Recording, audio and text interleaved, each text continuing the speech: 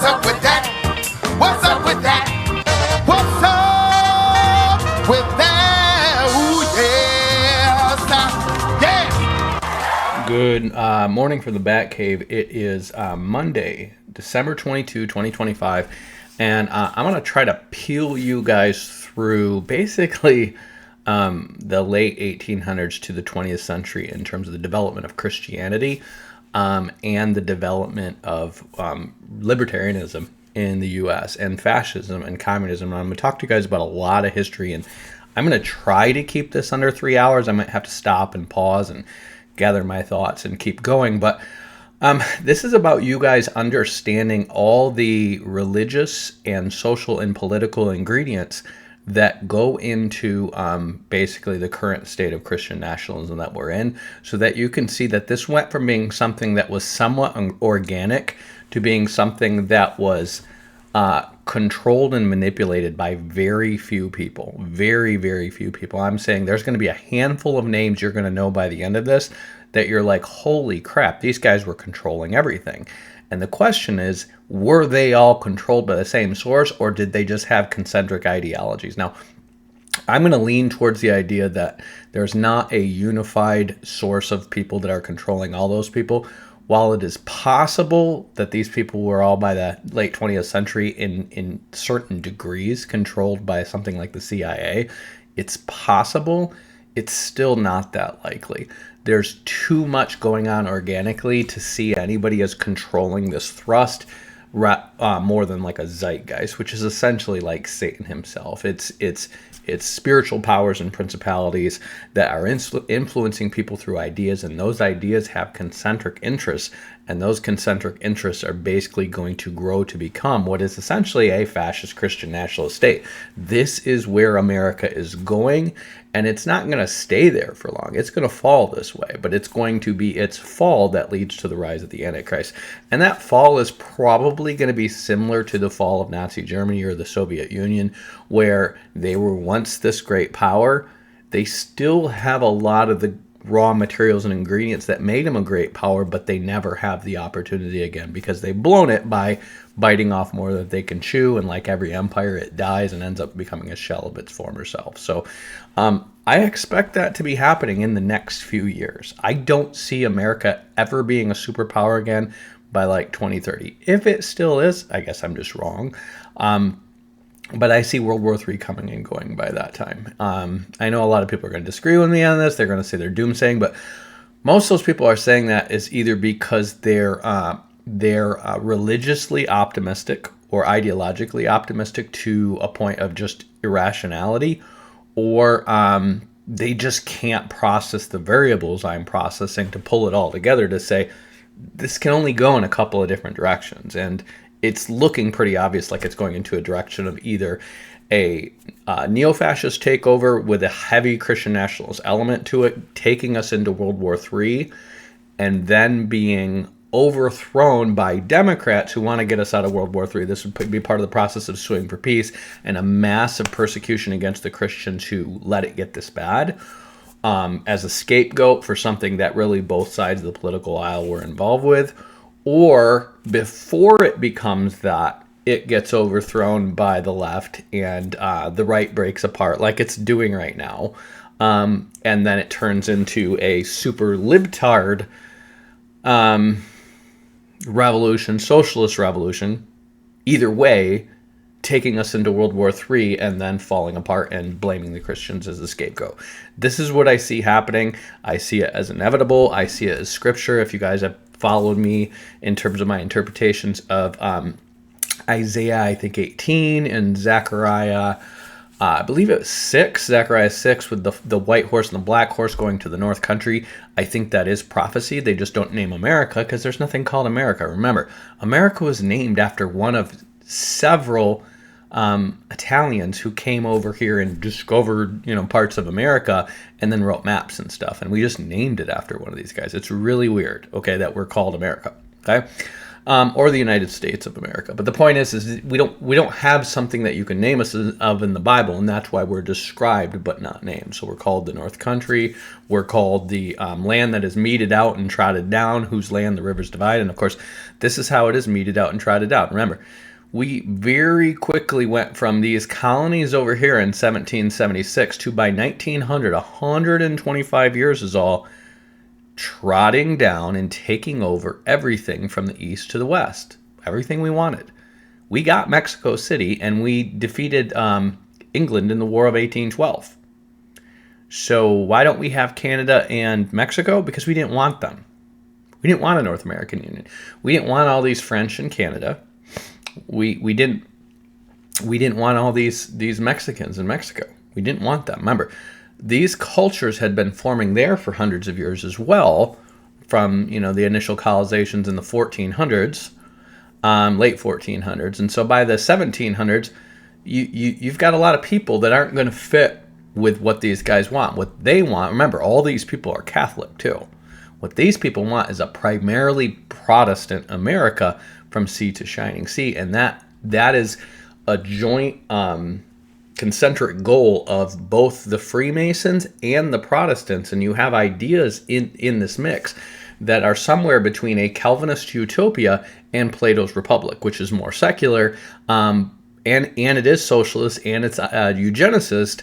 But these ideas are going to work very well together, because remember, Freemasonry grew up Presbyterianism grew up alongside Freemasonry, and Puritanism in England grew up alongside Freemasonry. And so the ideologies of these things are going to go hand in hand, and all the Calvinists are basically just going to smear Christianese over the ideologies of the Freemasons, which is basically around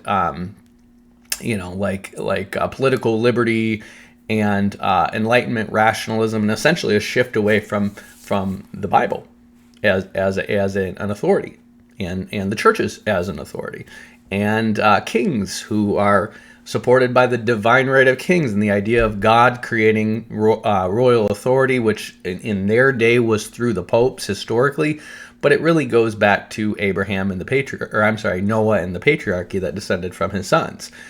It's either way you put it, it's something that was based in the Bible or the church, and they're rejecting all that. And so what they're really doing is rejecting Christianity. The Calvinists are saying, no, we can have Christianity, but we can also have all this. And they're largely philosophers who come up with BS excuses why they can do all this stuff that is against the Bible, like having a sedition against your king, while still claiming to be Christian. Okay?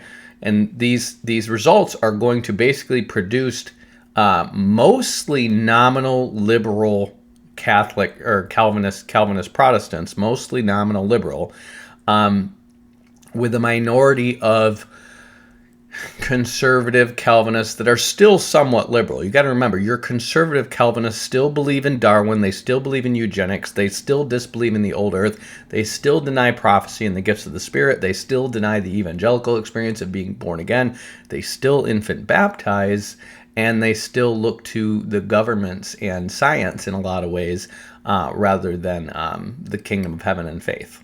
Okay, they just call it the kingdom of heaven, but they're really trying to have a political movement. Okay, so they're still liberals to the degree that what separates a liberal and a biblical fundamentalist, because a biblical fundamentalist is really about taking the Bible literally, and taking the Bible literally means we're waiting for a kingdom come, we're doing believers' baptism, we believe what the Bible says is true, and that means the gifts of the Spirit are still valid.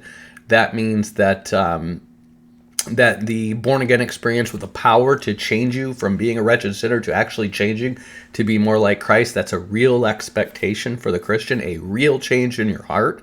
That is the evangelical experience. And all that stuff is going to be there, whereas most of your ideas, especially among your Baptists, that are leaning towards evolution, old earth, cessationism, they're actually all being influenced by the Presbyterians. And they have been, especially even the racism, the pro-slavery, they have been influenced by the Presbyterians from before the Civil War. I mean, you're talking from way back in the beginning. Remember, at the beginning of the Baptists here are mostly particular Baptists. They're mostly Calvinist Baptists because that was the majority of the Baptists that were in England, and they basically modeled all their creeds right on the Presbyterian creeds. Why? Because the Presbyterians and the Puritans were violently taking over in England and Scotland, and the Baptists, in order to make sure they wouldn't become another persecuted minority among these people, basically just fixed their creed right to the Presbyterian creeds, and then said, that because their government polity was actually more closer to a Congregationalist Puritan. But the point is if their ideology is almost exactly the same, but we practice believers' baptism, they're a lot less likely to get persecuted when you have Anglicans who practice infant baptism and Catholics who practice infant baptism, where they share that with the Presbyterians, but everything else they don't. And so the particular Baptists, they did come out of Calvinism, don't get me wrong, but they literally copied the Presbyterian creeds into their London Baptist Confession. And whenever the Presbyterians would update theirs, they would update theirs too. In other words, they were always getting their theology from the Presbyterians, but practicing believers' baptism, okay? So the guys who are getting believers' baptism, remember, your Anglicans, your Catholics, your Presbyterians, and your Puritans, they all practice infant baptism, and they consider not baptizing your infants to be a sin and a crime, and rebaptizing a sin and a crime. So they're not going to baptize you. So the first Baptists, whether they're holding to Calvinist or non-Calvinist theology, they are getting baptized by Anabaptists. Those are the ones who are baptizing the first of them. And then once they have their own, they can start baptizing each other. But both the particular Baptists and the general Baptists originally get baptized by Anabaptists. And the Anabaptists have been growing since the early 1600s. The early 1500s, okay? So by the time you get to the London Baptists, which are going to be really early 1600s, like 1620s is when they start to form.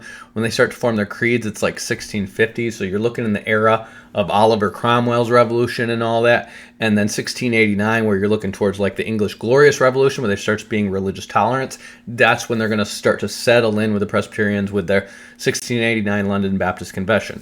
And it's so Calvinist, you're going to find this stuff in the 1689 London Baptist Confession that are calling the Pope the Antichrist.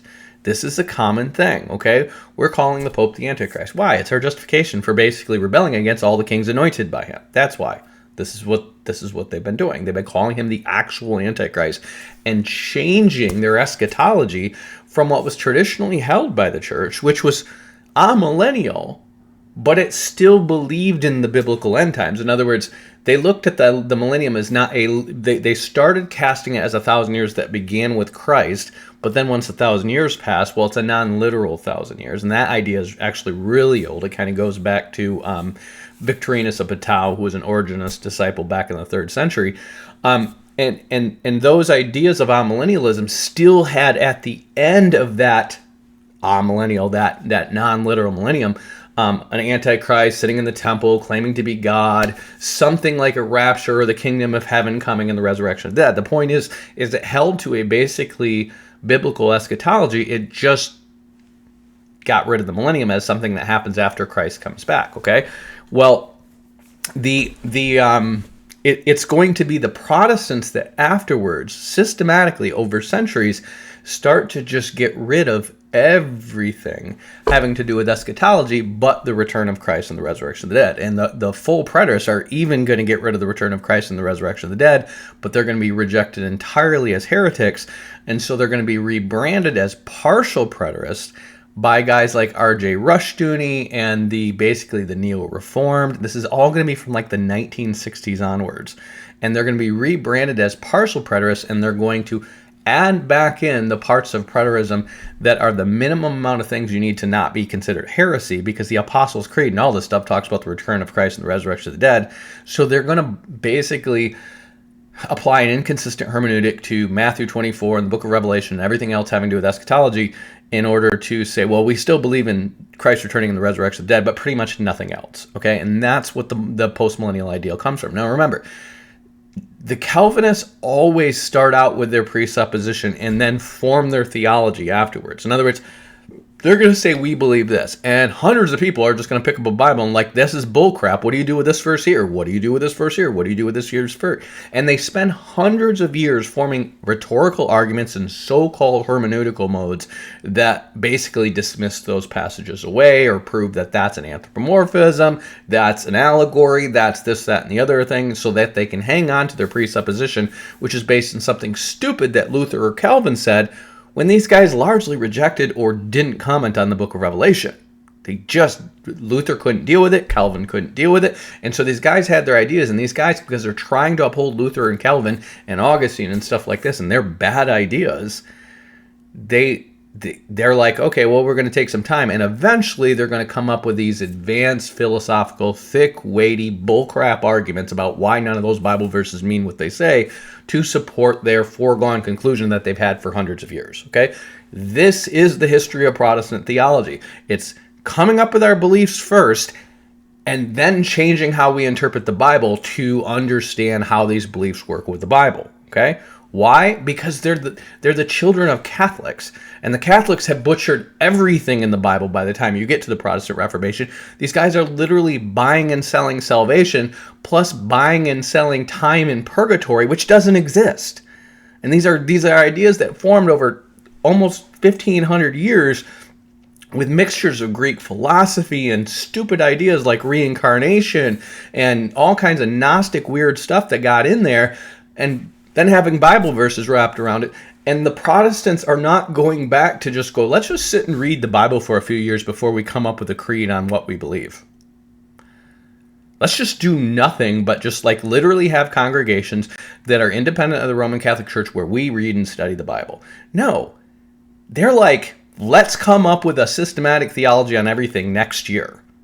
And you end up with guys like Luther and Calvin. There's just one guy who sat down with the Bible with a ton of Catholicism already in their brain, a ton of Roman polity in their brain, a ton of Gnosticism in their brain, and then said, Roman Catholicism is wrong, but we're not going to go back to Eastern Orthodoxy. They don't really have a political anything by that point except for the Russian Empire. And then they're going to be like, well, we're going to just figure it out right now what all the Bible verses mean that have been obscured and messed up for us theologically for thousands of years. And then they do. And you end up with Luther stuff and you end up with Calvin stuff. And they basically don't change. I mean, they do get crystallized more by the time you get to the Canons of Dort. But the Canons of Dort is only like 75 years after Calvin. And so within that generation or two of the Lutherans and Calvinists coming up with this theology that is really jacked, and it really is based on a very bad understanding of the apostolic era and how the church formed and how this New Testament doctrine came about and the Judaism that came before it. These guys are going to form everything from Lutheranism is basically just a mixture of Protestantism and Catholicism. It's not really that advanced. Calvinism is just a mixture of basically your Thomist Christian, Thomas Aquinas Catholicism, basically, Lutheranism, and then Zwinglianism. And you take those three things back together and you get Calvin's Institutes. And by the time you get to the 1630s, you have covenant theology, the Synod of Dort, and all these other things that are really just born out of justifications for the logically inconsistent things that Calvin says when taken up next to the scripture. And out of that, you end up with tulip, and then you end up with covenant theology and all these weird ideas, but they're instantly producing other bad ideas, because once you introduce covenant theology, which really says that both the Old and New Covenant go all the way back to Adam, you end up with people like the Seventh-day Baptists emerging in England. This is in the time of King James, saying, well, wait a minute. If the moral law, the Decalogue, this is what you guys are saying, goes all the way back to Adam, that means Saturday Sabbath keeping goes all the way back to Adam, and that means we should still be keeping the Saturday Sabbath today. And these guys start getting back under the law of Moses, and they get persecuted in England, but they persist because everybody else around them is teaching covenant theology, and this is just the logical next step to covenant theology. If the Decalogue goes back to Adam and not back to Moses, and there was always a covenant of law and covenant of grace, but we were always obligated to keep the Decalogue, this whole idea of shifting Sunday to being the Sabbath makes no sense. I, the Lord your God, do not change. God can't change. He's immutable. So how could he all of a sudden halfway through history change the Sabbath to Sunday? This makes no sense against anything that God is saying if the old and new covenant go all the way back to Adam and Eve. And so what do? They start teaching Judaism back in the 1600s.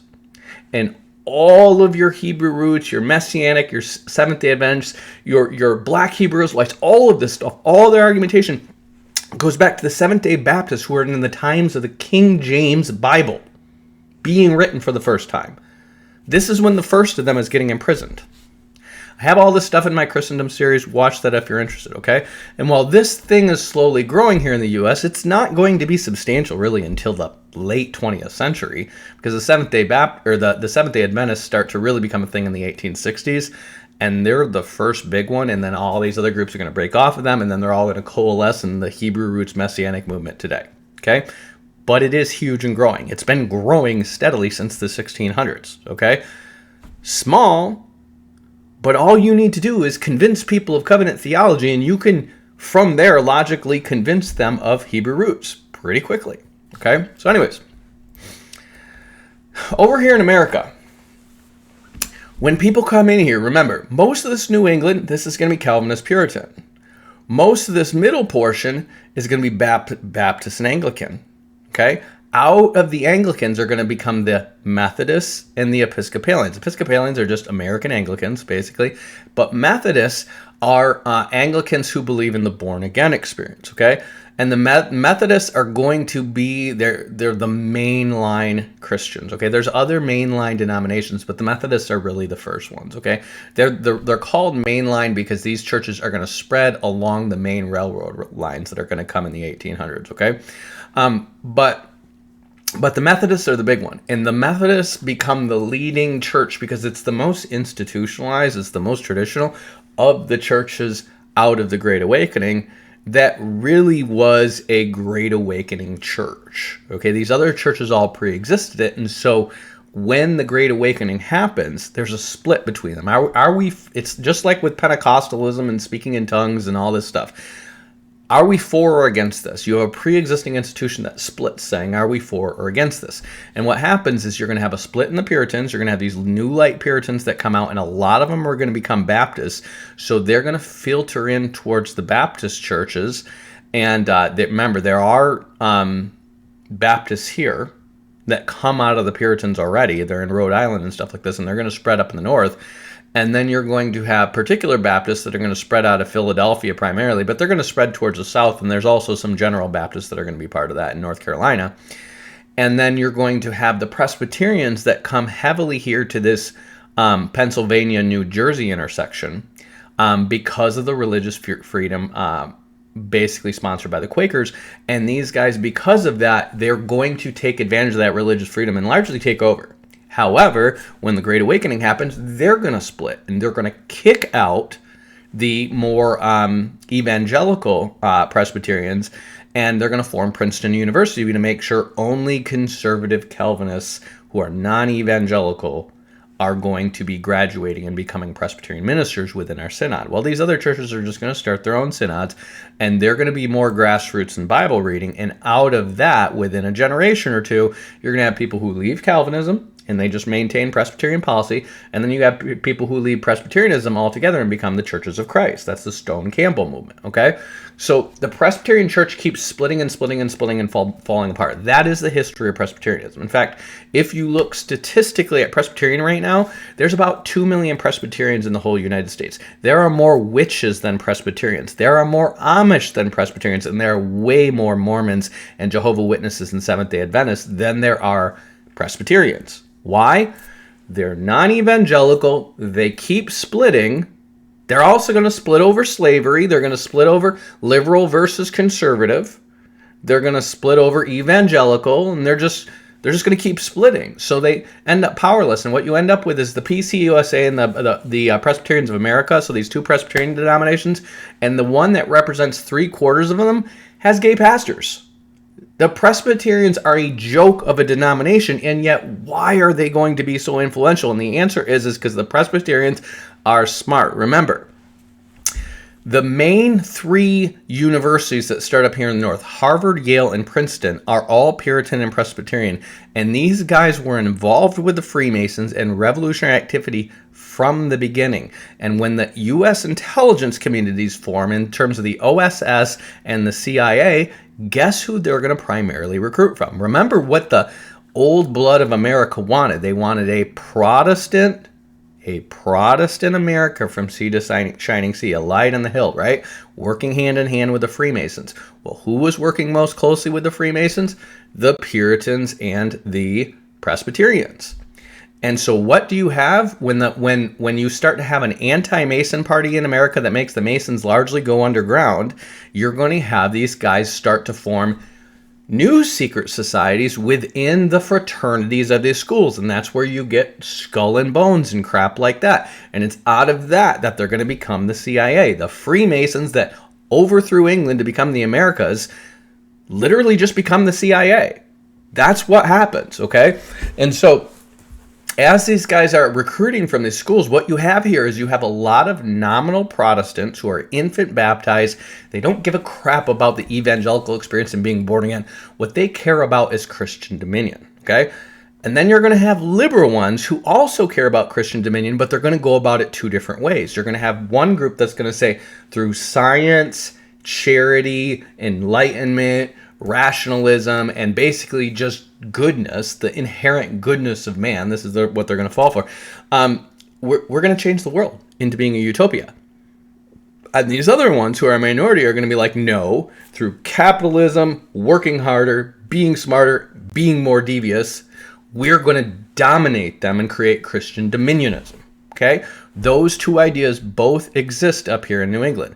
But the liberals are going to get mixed up in witchcraft. They're going to get mixed up in socialism. They're going to get mixed up in feminism. They're going to get mixed up in gay rights and the sexual liberation movement. And so even though they start out, basically the good thing they start out as being anti-slavery, everything they do after that is just following whatever is trending towards the liberals in the world.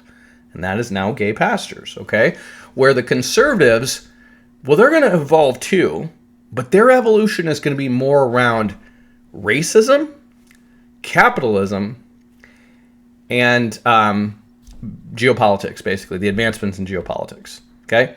And so they're going to stay on top of controlling the government, being all up in its butt, being all up in the intelligence communities, being all up in the military, while these liberals are starting the YMCA and all these charitable organizations. That's really what's going on, okay? And you're going to have guys who come out of that like a Rockefeller, who is very much, remember, before like the 1970s, there wasn't this red-blue divide between Republicans and Democrats. That happened when the civil rights movement remember, the Democratic civil rights movement turned all these conservative Christians Republican. Why? Because they were racist. That's why. And you just forced them to let blacks sit among them on the bus and in their restaurants and all this stuff. And all of these evangelical racists all of a sudden switched to the Republican side from the Democratic side. That's what happened. So now we have a reason to wrap up all conservatism, biblical Christianity, the pro-life movement, and all this other stuff in the red group. When the reality is, these guys down here were a bunch of racist Christians. And trust me, I've sat with these people up close. I'm talking about like Billy Graham's grandchildren. I'm talking about people in North Carolina, okay? They are super evangelical and all about the Bible and all about Jesus and singing praise of the Lord. At the same time, racist a-holes. I mean, really awful human beings when it comes to how they think of black people, okay? I've seen this up close. And this is what it's like. The majority won't say anything against it, while the few voices who maintain the racism just go unchallenged. That's what it is. Yes, I'm talking, this is 2011 when I'm hearing this, okay? This is not like back in the 80s or back in the 90s even. This is 15 years ago. I guarantee it's still going on, okay? So what do you have?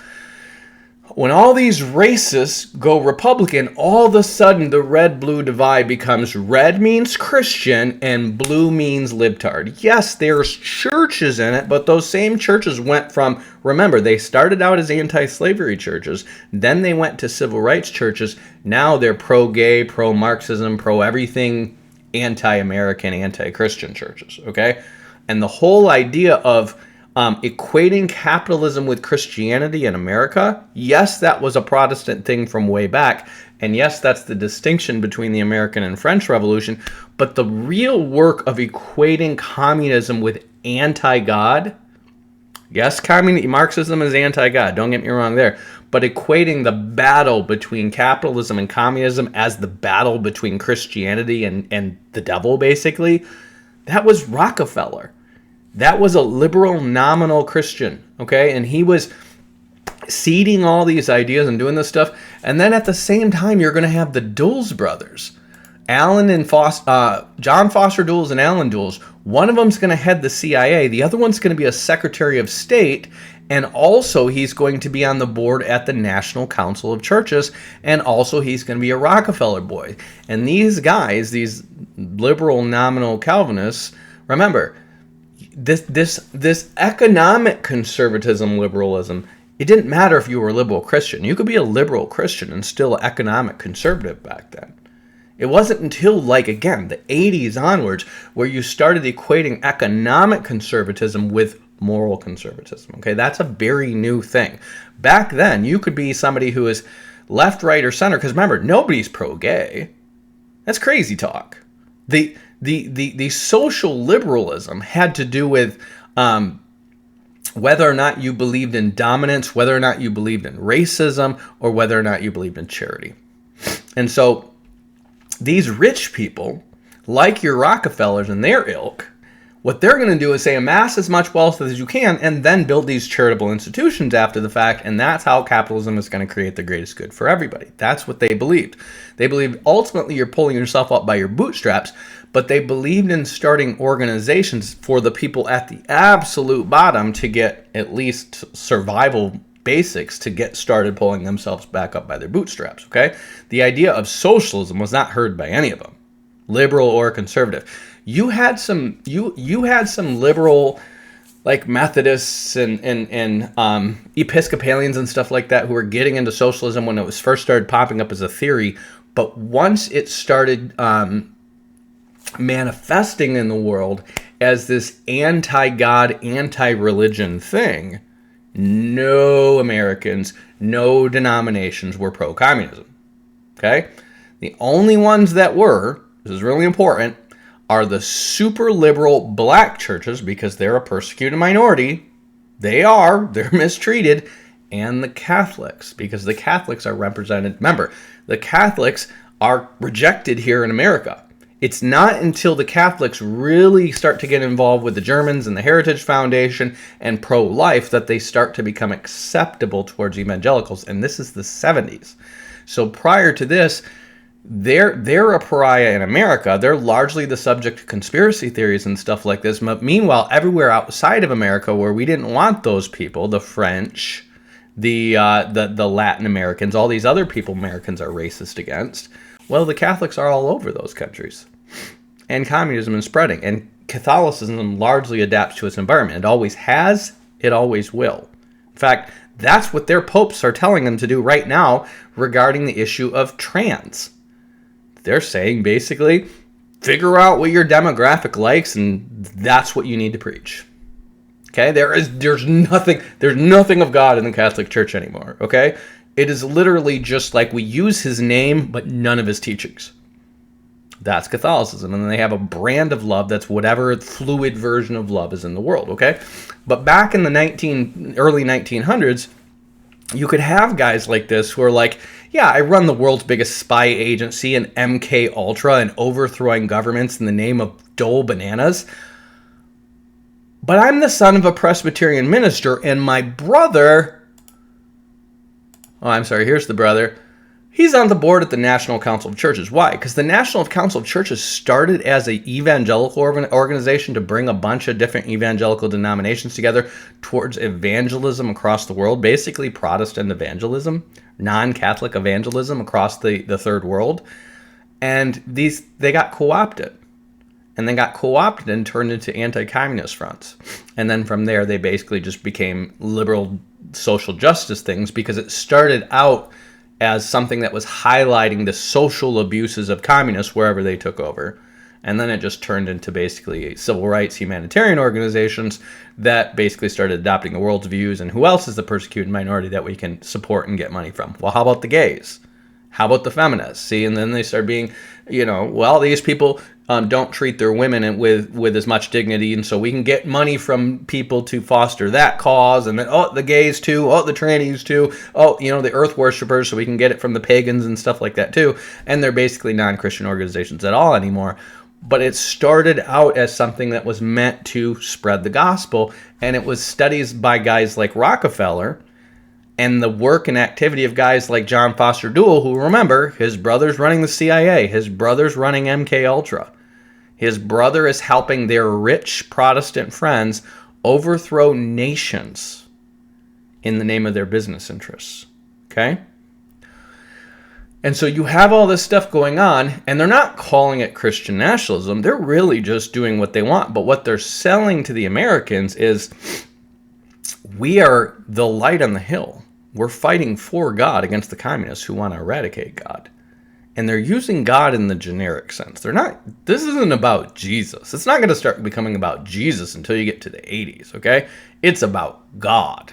And one of the things that Rockefeller is telling these people to do, and he's funding research projects, and remember, Rockefeller's funding church institutions or parachurch institutions. He's funding research projects. He's funding universities. He's giving big donations to the who's who. And he's telling people, we need to stop preaching against these other religions here in the States. And we need to stop trying to convert people from those institutions across the world, because the greater threat is communism. Remember, these guys have a long game mentality. We're not trying to preach the gospel until the nations, until Christ comes. We don't believe that it's going to keep getting worse and worse and worse and be basically a point of total global annihilation by the time Christ gets here. We believe that let's not worry about evangelizing these Buddhists and Hindus right now. Right now, we need to focus on keeping them in the camp of anti-communism, because communists want to get rid of God. See how that works? We need to not try to convert these Muslims. We need to foster their Islam, because they'll fight against the communists. And that's how they thought, and that's what their mentality was. But remember, in their worldview, they literally will say things like, we could spend another 10,000 years doing this. So if we're going to spend a generation or two not trying to preach the gospel to these people, we'll get to them later. They're not ever going to get to them, but that's how they think, right? They don't think of eventually Christ is going to be back and we're 3/4 of the way, having evangelized the whole world. Maybe we shouldn't stop now just because communism came into being. Wait a minute. How did communism come into being? How did a system that is basically combining the worst elements of feudalism with the worst elements of government, that mathematically should be a certainty that it's going to implode on itself eventually, how did this thing manage to take over the largest country in the world and then a bunch of other countries in its sphere? How did this happen? The answer is, it was funded by people in the West. Well, why was it funded by the people in the West? And here's why. Socialism is a natural evolution of capitalism. You say, what? How could socialism be a natural evolution of capitalism? Because capitalism, I want you to listen here, mercantilism, which is what capitalism overthrew, was a system that says the government is going to foster what's best for its country. And typically, the socialism came through the church. The helping the poor and all that stuff came through the church. But remember, the church was part of the state. And so the church was part of the state, and it would take care of the poor, the orphans, the widows, blah, blah, blah, giving the education, all that stuff that's helping the poor, all the stuff that's done through socialism now. While the king was in charge of who can have a monopoly on what, and what elements of the market are just free market, and who holds the land. It was never a broken system. It wasn't the most economically productive system. In other words, it couldn't create the most wealth the fastest, but it wasn't a fundamentally wrong system. Remember, what is the goal of creating the most wealth the fastest? They'll sell it to you as a higher standard of living, but what it really is the capacity to wage war. Okay? When you can optimize resource production, you can outfight your enemies.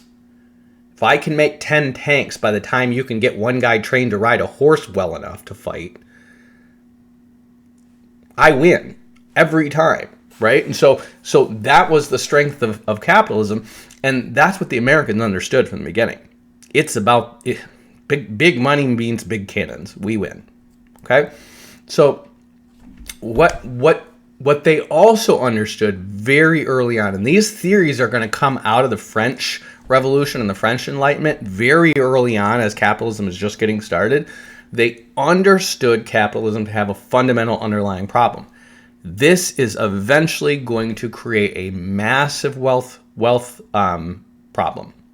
Because what you're going to end up having, see, the difference between those other people is the king didn't want a massive mob of poor people running around his country starting riots and stuff like this. And so he could tell his lords, you need to give these guys more food. You need to give these guys another day off. You need to lighten up. Okay, you can't just have all the money. The king could also tax them and give that money to the poor, give it to the church to give to the poor. He could balance it. He had control to do that, okay? So these guys could be as economically vibrant as they wanted to within the scope of what they controlled, and as well as the monopolies, but the king controlled the charter to take away the monopolies. Now there's more competition for you. And I'm taking away some of your land and I'm giving it to this other guy. Why? Because we need more stuff for the poor, okay? He didn't want the poor to starve and die because the poor were who he recruited for his armies. It's that simple. But when you get to the capitalists, and this is going to be a real problem because we're on humanoid robots now, but when you get to the capitalists, they saw it differently. We can create poverty whenever we want to manipulate the poor into going to war. This is what they knew before the American Revolution. That's why they brought slaves to Georgia. We just displaced a whole bunch of Americans just in time to have an American Revolution. We displaced a whole bunch of poor white farmers who are now going to fight in the American Revolution. They knew what they were doing. Ben Franklin was a demographics expert. He knew exactly what was going to be done. These guys knew their math. They knew how many people. Well, if we bring in all these slaves to Georgia, well, we're going to make more money in the South, but also, how many slaves are they bringing in? Oh, tens of thousands, maybe hundreds of thousands. Well, how many white people are going to lose their poor farming jobs? Tens of thousands, maybe hundreds of thousands. Well, what are we going to do with all these white people? Well, we could, start a YMCA and just, help them all pull themselves up by their bootstraps, or we could start a war against England, and we got a ready force. All we need to do is print money that these other people need to buy food on. We can pay these people to be our soldiers. And they're already pissed anyways. These are like literally debt slaves and ex-criminals and stuff like this. They love killing. So we're going to do that. And they do that. Well, they do the same thing over in France, but over in France, they don't have endless black people to oppress and Native Americans to kill and steal their land. They don't have that in France. They just have what they have. And so that turns into the Napoleonic Revolution.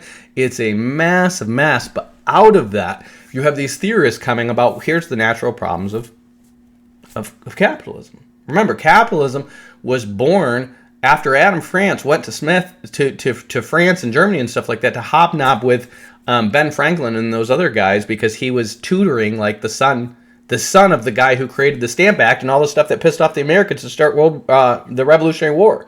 They're all so connected, right? So these guys are having these ideas and they're hobnobbing in there and they're going to say, what is capitalism eventually going to produce? Well, it's going to eventually produce the smartest people having all the money. All the money. And they don't have a king over them telling them you need to give some of that money back to the poor. So what is going to stop them from doing that? And the answer was democracy. the poor people are going to vote their money away. Marx knew that. That's why he wrote that down. The poor people, remember, you're giving them a vote, but when they first started giving them a vote, they were giving a vote to landowners, white male landowners, okay? They weren't giving a vote to black slaves. They certainly weren't giving a vote to women, and they certainly weren't giving a vote to the poor rabble to vote the money out of the pockets of the rich. That's stupid. You give a money to a landholder, and you can always convince that landholder, vote within reason. Don't vote money into your own pocket. Why? Because there's poorer people out there that's going to do that to you. And we already have people talking freeing the slaves. How would you like a whole horde of dirt poor people with nothing voting your money away? We don't give votes to everybody. How would you like it if your wife is like, I'm sick of wearing this bonnet? You made my cousin Hester wear this scarlet A just because she slept with a minister, and everybody knows that minister's a hoe. Why isn't he wearing a scarlet A? I want a different vote than you. Matter of fact, I want a divorce and half your money. See, that wasn't happening back then. The votes were given to men. Their women and children did what they were told. Their slaves did what they were told. We're not giving Native Americans a vote. What are you, crazy? We're not doing that. And so they saw their system as secure. Okay? It was pretty secure. But by the time you liberate the slaves and by the time you start activating legislation that starts giving everybody rights and craps, you have the immediate problems that were always baked into capitalism going to show up. What are these problems? What are we going to do when the super rich have all the money because they started out with the best position in terms of wealth and land ownership? Or maybe that rare person started out with the best innovative idea that turned into money and stuff, and he got a monopoly on everything and stole all the resources, not stole all the resources, but got all the resources, bought out or destroyed his competition because he had more money to start with, and then controls everything like a Rockefeller. Well, that's where the liberals, that's where the left, that's where the Democrats would come up with things like trust busting and unions and all this stuff to balance this, right? So what did the right do? Well, the right started saying unions are basically communism. Pensions are basically communism. And they started just attaching everything to communism. And that, in the minds of these Christians, started attaching it to atheism, because communism is atheism, right? No, those two ideas have nothing to do with each other. Yes, Marxism is based in dialectical materialism, and dialectical materialism is inherently atheistic. Basically believes the universe is all there is. So yeah, philosophically, it is an atheistic solution, but socialism was not. Socialism was just this idea that's like, how do we redistribute wealth to make sure that we don't have massive poor mobs that are either looting us in the streets or voting all our money away? If we're going to do this democratic experiment, how do we do that? And there's a couple of different ways you can do that. The smart way would be to do what the king was able to do through the church, which is having institutions or even supporting churches giving charity to people. And we have instituted policies like that through guys like George W. Bush, okay? The problem is churches are not going to give you free money because you keep running around sleeping with everybody until you have AIDS. They might. But what they're not going to do is keep giving an alcoholic money to go to the bar. See, the churches are actually going to say, we're not going to help everybody under every circumstances. And we're not going to let the governments tell us who we have to help. Well, they used to say that up until about 10, 20 years ago. Now they say, the government say, we can't have you preaching this, and this, but we'll give you a bunch of money. And a bunch of pastors are like, that sounds good. That's a $50,000 raise for me and doing lots of good for the poor. I don't see a way we lose here. And they did it. But if you go back to when these guys started doing it, they understood that socialism was going to naturally evolve out of capitalism. They knew it because if you really have this system, this republic, this idea of changing the laws through votes, it's eventually going to turn into institutions of giving money. And you can find this all the way back to the days of Davy Crockett, when they're like, hey, this famous Navy general, who died, his widow's house got destroyed in a tornado. I think we should take up some a tax to buy this widow house. Davy Crockett would stand up and say, no, wait. That's a really bad precedent for what would be coming after this. I mean, I think you guys in this room, because none of them are poor, should take up a donation and buy her a house. Because we can do that all day long, but the moment you start legislating that we take money from these people and give it to these people because we think it's a nice thing to do, where does that end? See, the idea of voting money from the rich to the poor, or from everybody to the poor, they knew was going to eventually turn to socialism. Even if they weren't calling it socialism back then, they knew this is going to keep going. Once you come up with an idea of saying, well, this person's, kind of down on their luck, we should take up a government collection and give them free money. In other words, force people to redistribute wealth. They said that's going to be a problem. That should be done through charity, through the churches, like England had it, not through the state. That's going to be a problem. Well, here's the thing. Government is always a problem. The idea of what do you do with the poor who are stupid and lazy is always a problem.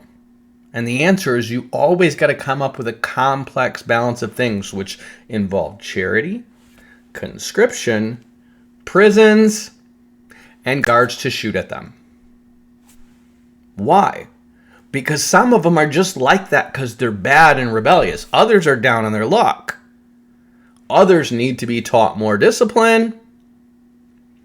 And others, well, we just need to put them away or put them down. And so we need guards with guns for the revolutionaries and the people who want to start a mob and just loot your stuff. We need prisons and the death penalty for people who just need to go away. We need militaries for the people who just need more discipline and self-control. And we need charity for the people who are just down on their luck.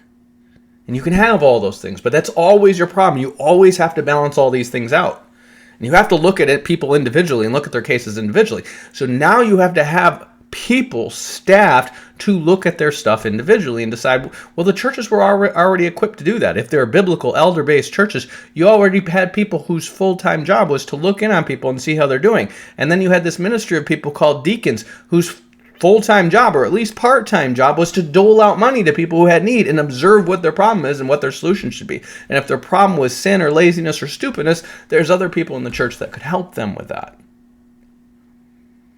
But the churches aren't just going to do that for everybody. They might, but they're not obligated to by God, and they don't have the resources to do that. And the problem with the government is we have everybody to think about. And so what are the ways they do this? Well, there's socialistic program. There are union bosses, and unions in and of themselves are not bad. That's just workers collectively organizing against management to sit here and go, they need us as much as we need them. Yes, we need jobs, but they need workers. So we're going to have this, if you will, this miniature Cold War going on between the people who do the work and the people who make all the money to say we should get a bigger share of that money. And that's brilliant. But if these other guys can pay politicians to ship in a bunch of poor Irish people, or set the slaves free, or do whatever else they need to do to make sure that they can just hire somebody who's cheaper, who's not going to listen to your strike or your strike breakers, and they're not going to join your union, well, then we can keep making more money. And what the rich have tended to do, again, there's great rich people. There's great, generous rich people who are literally sitting here thinking hard about how to balance the equation and how to take care of everybody. I have worked for them. I'm talking about people who are like, could be making $2 million a year, but they're making $250,000 a year, so that everybody else can get a bonus. I'm talking about people who will, the executives give away their bonus so that all the factory workers on the floor have a bonus for Christmas. I've seen it. There are good people doing good things. So don't take these trend lines that I'm giving you as me saying everybody who's rich is bad, or everybody who's in a union is bad, or everybody who's a socialist is bad, or everybody who's a capitalist is bad. I'm talking about nature, human nature, and mathematical trends. And because most people are on the road to hell, and because human nature tends to work in the direction of, what direction your body's pulling, and that's usually towards sex, food, drugs, rock and roll, and more stuff for you, what you end up with is the rich saying, you know what? I would rather hire a bunch of poor people with guns to point at the other poor people without guns, pay the politicians to let immigration and deregulation and all this stuff go in the direction of me having more money. I would rather spend that money on that than spend that exact same amount of money helping the poor or paying my workers better. Why? If it's the same amount of money, but this keeps me more in control, that's what I'm doing.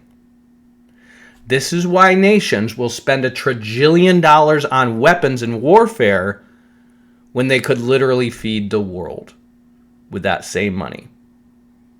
With the money that the U.S. spends on its military, they could literally cut it in half, still have a country that nobody would dare invade, and take the other half and go, we're putting up schools, we're putting up banks, micro-lending institutions, all this stuff purely with charitable motives to help other economies grow and grow and grow too.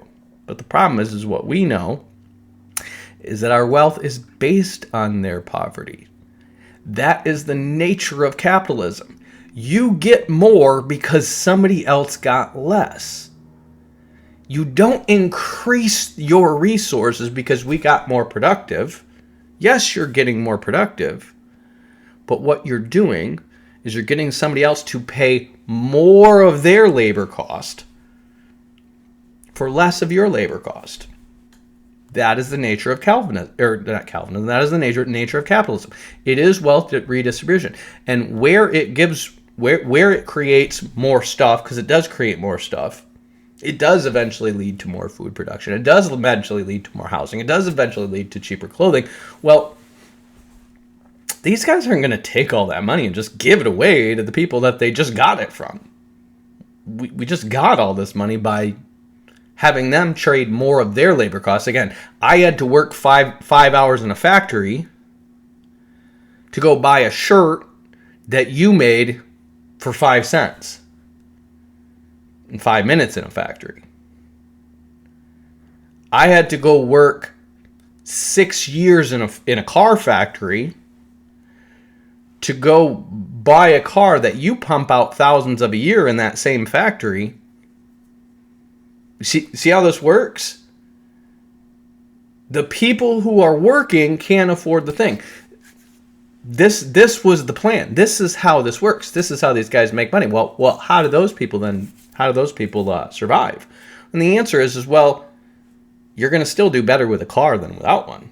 See, they figure out ways to make more money too, and that's how the whole makes more. But what it ends up being is a money siphon up to the top to the guys who own the most capital. The guys who owns the means of the production, and largely a lot of that is going to be based on the guys who had the best starting point when capitalism became the new world order.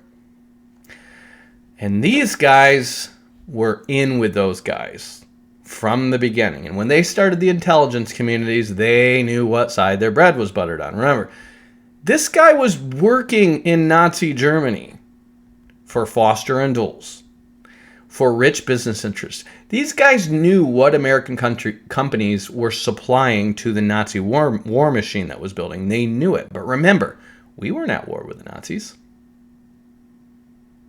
We didn't know we were going to join the side of the British in the Nazi thing. These guys were still there 3 years after the Nazis started sacking Jews and taking all their stuff. They had ghettos at this point, not death camps, but they were sacking Jews and taking all their stuff, and these guys knew it, and they were still doing business there. These guys have never really been that nice to the Jews. Okay? So, why did they let Hitler get so bad? Well, the same reason they let the Soviet Union grow. One of the best ways that you can maximize your own profit, and to them, well, profit is dominance, and dominance is the kingdom of God rolling out. So Protestants should dominate. To them, the best way to keep people in America from voting for a socialist revolution is to create the absolute worst version of socialism so that you can always point to that as a boogeyman. And that's what happened. It was Germans through Swiss banks who got Lenin started in Russia. Karl Marx was a philosopher. He didn't start anything. What got these people to see Russia that had just basically started to have its own revolution? I mean, it just literally eliminated serfdom in the late 1800s. And by 1914, we're in World War I. So you're talking about one generation later, they're in World War I. It's like 76 to 1914. Okay? That's less than my age. I was born in 78 and it's 2025 now. So imagine I'm in my 30s, right? And all of a sudden, this revolution that was slowly in Russia starting to head in the direction of the capitalism and the republicanism and the democracy and all that stuff that you had in the West for years, all of a sudden flips and becomes not socialism, dictatorial communism. This idea that we're not going to advance how the economy grows and how people do things beyond feudalism. We're just going to take way more money, because all commune farms are, I'm sorry, but that's just feudalism. It's the same thing, you guys. The difference is they're just taking from the poor and starving them to death to build nukes and spaceships. Imagine that. This is what's happening in Russia. It's like literally going back to England in the 1600s and be like, we could get to spaceships and nuclear weapons and stuff like that if we just take all the food from the poor and then just foster a bunch of scientists to sit there and work on this stuff while all these poor starve to death. That's what Russia did. That's what they did with the biggest, most populous country in the world. That's so insane. That's so evil. Yes. And it was propped up by Western capitalists the entire time. That would have dissolved down to a revolution within a few years that overthrew that and had something like a free market within a few years if it hadn't been propped up by the West. And why did it get propped up by the West? Because they created a boogeyman for them in Hitler. And you're saying these people did all this stuff on purpose? Well, I don't know. They didn't write that down in a book and saying, here was what we did on purpose. I'm just saying that's where their money went.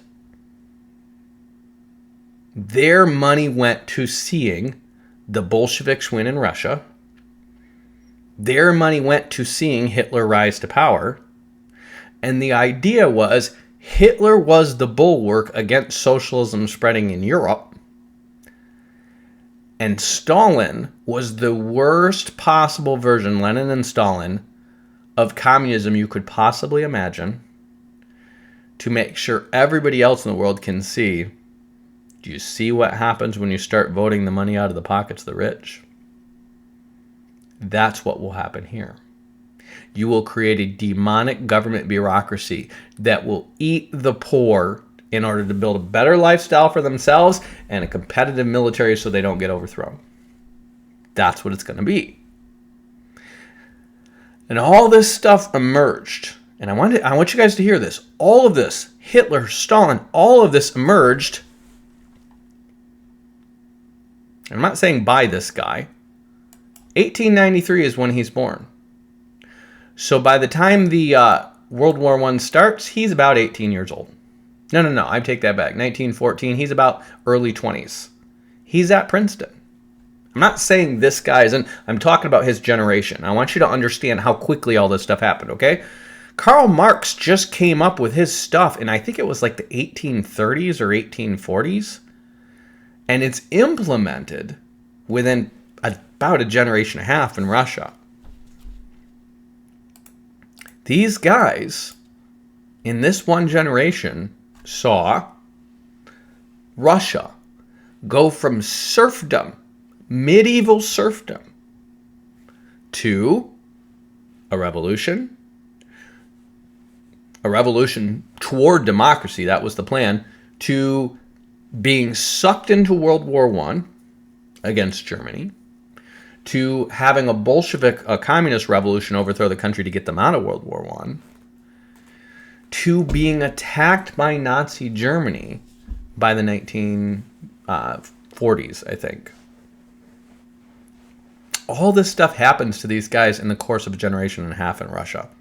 So to their mindset, what they're being sold is all capitalists are basically fascists. All capitalists are fascists. They want to destroy us so these rich bourgeoisie capitalists can have all the money and you guys can be poor. And that is so perilous that we need to basically take all the money from the poor and starve them all to death in order to build the army to fight them off. That's what we have to do to save the motherland. That's their propaganda. And of course, these people were dumb peasants not that long before that. They don't know. They didn't have years of developing local communities with good schools and all this stuff so people could learn and grow and make money. They didn't have that. They went right from peasants to farm communes in one generation, which is basically back to peasantry. The only difference is rather than having kings and lords over it, you have a boss and a bunch of Soviet managers controlling everything. It's exactly the same thing. It's exactly the same thing. They just don't call the guy at the top a king. And now, instead of these guys just wanting to maintain enough of your army to make sure another Napoleon doesn't invade, you need to compete with the richest, most powerful in the country in the world to put men in space, to put like landers on Venus and Mars, to build the nuclear bomb and hold the world's biggest nuclear arsenal. Why? Because everything that they're built on is based on terror of America, who is now 10 times more powerful than Nazi Germany ever was, and also has tons of Nazi scientists working for them and Nazi propagandists working within them. They're eventually going to come for you, and that's how they kept their people down. But they still only did that, and that whole socialist Russian experiment only lasted from, listen to me, 1919 to 1992. 1919 to 1992. That's 73 years. That's a generation and a half. That's how long Soviet communism lasted. And in that context, I'm not going to get into China and all their stuff and all the bullcrap that was going on with China. But within that context, they served their purpose here in America. And what was that purpose? To make sure Americans are terrified of socialism while the American capitalists get richer and richer and richer, eliminate the pension, get rid of the unions largely, get people to see unions as a bad thing, and then eventually shift all conservative moral thinking away from the party that's pro-civil rights, pro-regulation of industry, making sure that racism is not an institution in the country, and making sure the poor are able to make a wage that they can survive on and not just get used and then thrown away so other poor can take their place once these people have worked their whole lives and don't have enough to actually do anything but die. It's like you took the good things over here and then the good things over here and you just pulled them apart and you made sure bad things were running everything in between and constantly fighting with each other in America. Because we have a miniature Cold War going on here too. But outside of that, you always had the bigger looming threat of Soviet Russia saying, but if we let the lefties win, we're going to have a Joe Stalin and everyone's going to get eaten by the machine so that they can produce nukes. That's what they said. And they kept saying it. They had you running under your desk and putting a book on your head because the nuke's going to fall on your head. And they don't realize the only reason they have a nuke is because we had one and we used it just to show them we had it, just to let you know this is what we could do to you. And then our general said, and now we should march into Moscow and take that next. We said that to our allies while they were still our allies. But they're the boogeyman and we're the good guy. Think about that. We armed Germany to the teeth through our economic institutions. And then we armed Russia to the teeth against Germany by those same institutions. And then after Germany was done, we said, Russia's our enemy now. They didn't say it to us. We said it to them. When all Russia said is, we basically want to control all the countries between us and Germany. Guess why? Because from 1830 to 1930, they had two different guys try to take over all of Europe and throw all of its armies against Russia. And when they tried to pick a fight with Turkey, who they had been fighting with since Constantinople fell, all of those people who were supposedly their allies all gathered together against Russia in the Balkan War, right in between Napoleon and Hitler. So what have they learned about the West? They hate Russia. We will never have a seat at their table. And if we don't create a big buffer between ourselves and the major power centers of Russia, which is essentially France and Germany, they're going to do this again. So we need to control those countries. And that's what they did. That's what the Soviet bloc was. It was Russia, after having Germany try to attack the crap out of them, create a buffer state and control the countries between them and Germany. Why? To make sure this doesn't happen again. To make sure we have friendly governments between us and Germany, so if Germany ever tries this crap again, we have all these friendly governments that are going to help us. They did exactly what America would do. That's why that's why we're so pissed at Cuba. We can't have a government that's not friendly to us, that's close to us. When we're uninvadable, and Russia's already had somebody plunge right towards their major industrial base, can you imagine if America's been invaded and that invasion almost twice took over all the way to Detroit and Ohio? We would never let anybody that we didn't control occupy a government in the Caribbean, Mexico, Canada. Never, ever, ever, ever, ever, ever, ever. And that's exactly what Russia's doing. But they're the big boogeyman, and we're the heroes. We're full of hypocrisy, okay? All you got to do is just look at it from the other person's perspective. You don't have to be anti your country. Just be like, what if I was your average dude in Russia? How would it look to me? And these guys use this boogeyman as a means to enrich their friends, overthrow countries in the name of their friends, while doing things like MK Ultra, while continuing all the worst mad science crap that the Nazis were doing. Only in secret. That's what they did. And remember, who are these guys? They're sons of a Presbyterian minister. That's John Falster Dulles, and that's Alan Dulles. They're really, truly evil people. Evil, evil people. Not saying all Presbyterians are evil, evil people. I'm just saying they were. Corresponding to this, you have these, remember, you want to think in terms of, I'm talking to the conspirators who follow this channel. You want to think in terms of concentric ideologies being manipulated by Satan, not a dark, smoky room of an Illuminati full of lizard people smoking cigars and figuring out how are we going to murder the people who aren't Nephilim and eat their children next.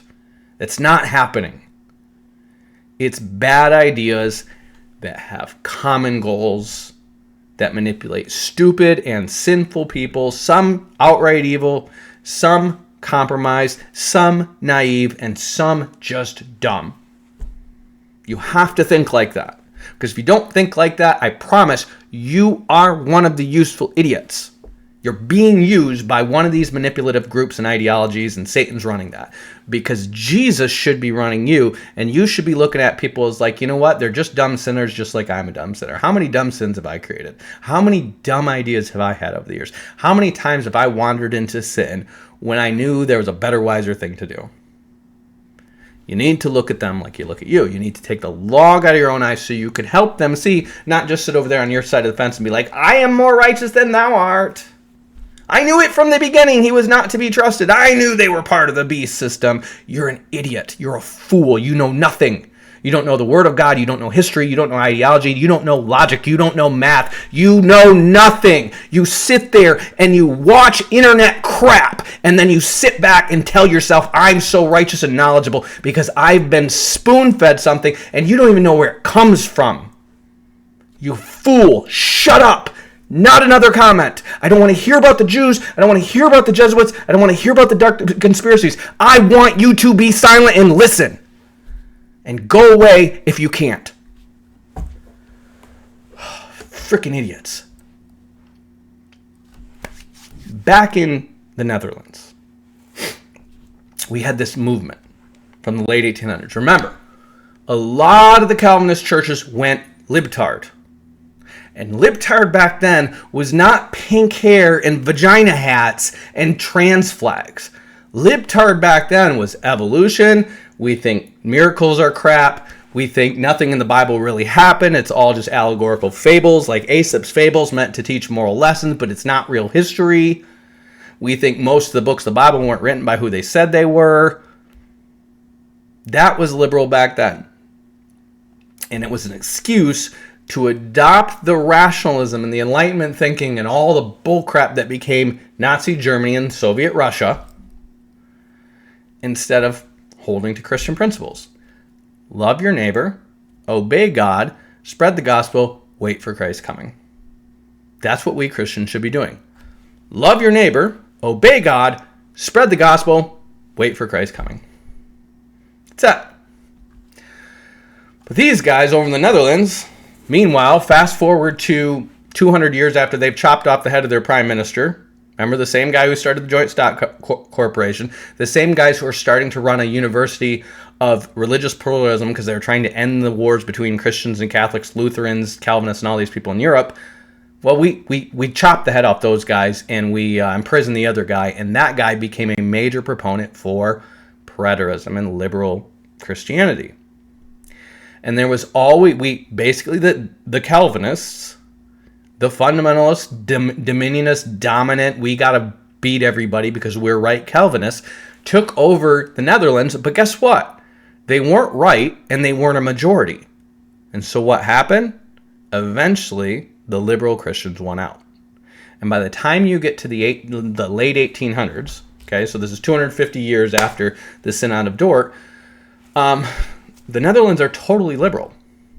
And it kind of is helped by Napoleon overthrowing all the governments in the area, and they take the control away from these Protestant churches and the Catholic churches because they're just trying to make them Enlightenment, Freemason, whatever.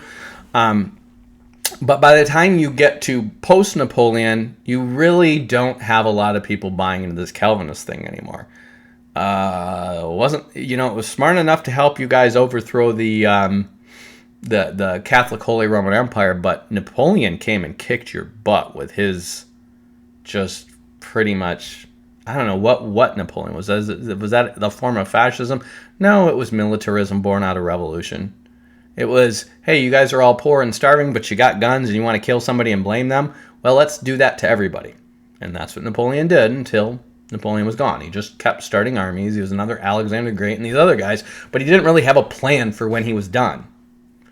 So when he's done, France has been falling apart and they keep having new republics, and they've never really projected any real power since, except through limited military and espionage and running and hiding whenever somebody stands up to them or tries to take them over. The French suck, okay? The Dutch, well, they got really good at making money, but not really good at anything else. They're really smart, economical people. They know how to maximize what they got, and they know how to make money. Even after their empire is taken over by England overseas, they still managed to keep making money. They understood finance. Remember, the same guy who they beheaded started the first joint stock corporation. These guys knew what they were doing. So by the time you get to the liberals taking over and overthrowing everything, remember, they were all about a state church, and they were all about the state controlling the university too. That's what they established back at the Synod of Dort. Well, those things got taken over by liberals. So all of a sudden, the university system and the government is all run by liberal Christians. And the churches are all run by liberal Christians.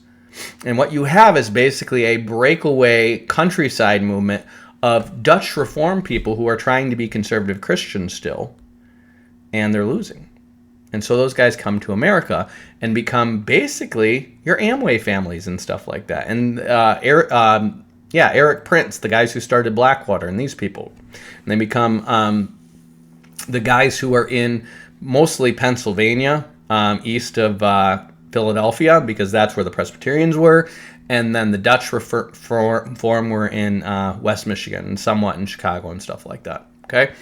Well, these guys, Abraham Kuyper and Herman Bavinck, Herman Bavinck is the main systematic theological mind. I have his book. It sucks. He's not a great theologian. He's just a Calvinist.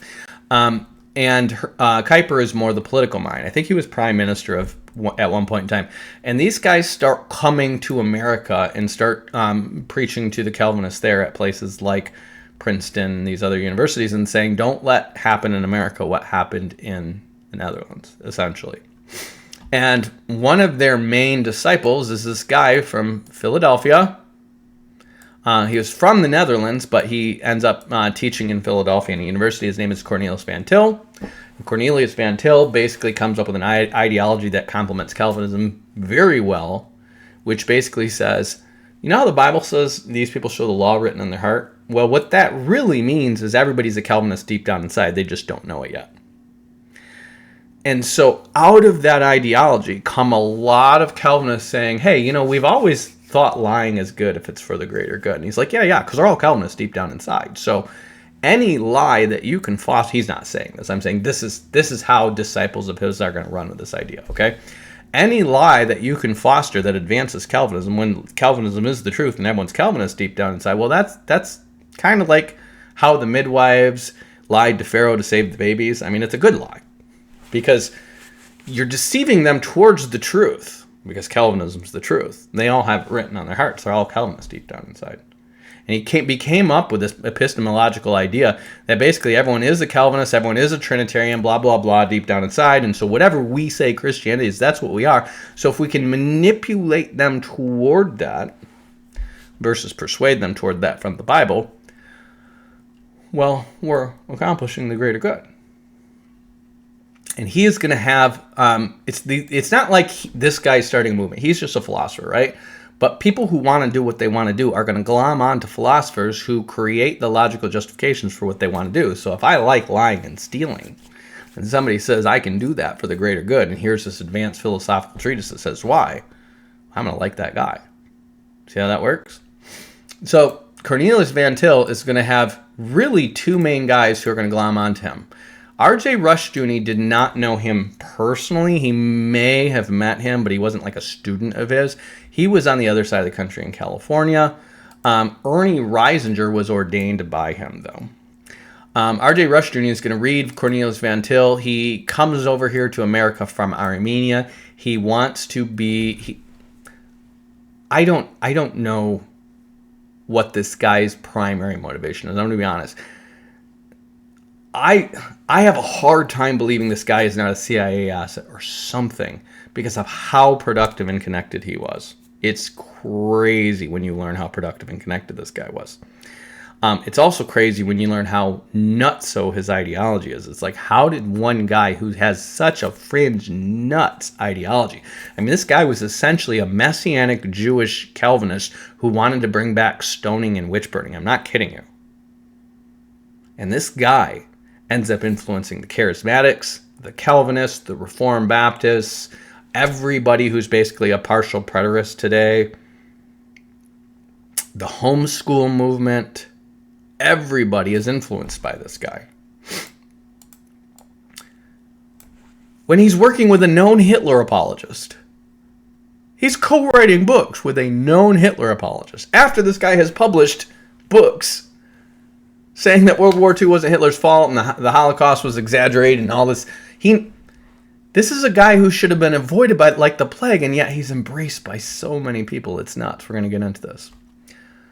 Ernie Reisinger is a guy who was basically like an orphan. His dad went crazy. He was in an orphanage for a while, and him and his brothers were essentially raised by Presbyterian charity.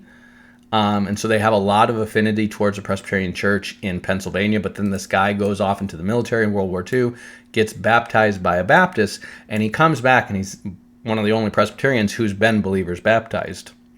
And because of that, this guy he is evangelical, like he spreads the gospel and stuff, but he wants to be a Presbyterian minister, but they won't let him be a Presbyterian minister because he's been believers baptized, and he teaches evangelicalism. They don't like this. These are the old school Presbyterians who are anti-evangelical, anti-believers baptism, anti-gifts of the Spirit, anti-everything biblical, basically. But they did provide him a lot of charity, and he was raised on this charity, and he feels indebted to them. Well, this guy is basically going to be part of a small non-denominational church in Carlisle, Pennsylvania. And that he's going to leave that church to go promote this new Westminster Seminary, which basically started in the 1920s. Okay, they're expanding. They've got I think they've got a campus out in California, which Reisinger's involved with. And what he's doing is he's going around to the Presbyterian churches. Remember, most of the Presbyterians are liberal.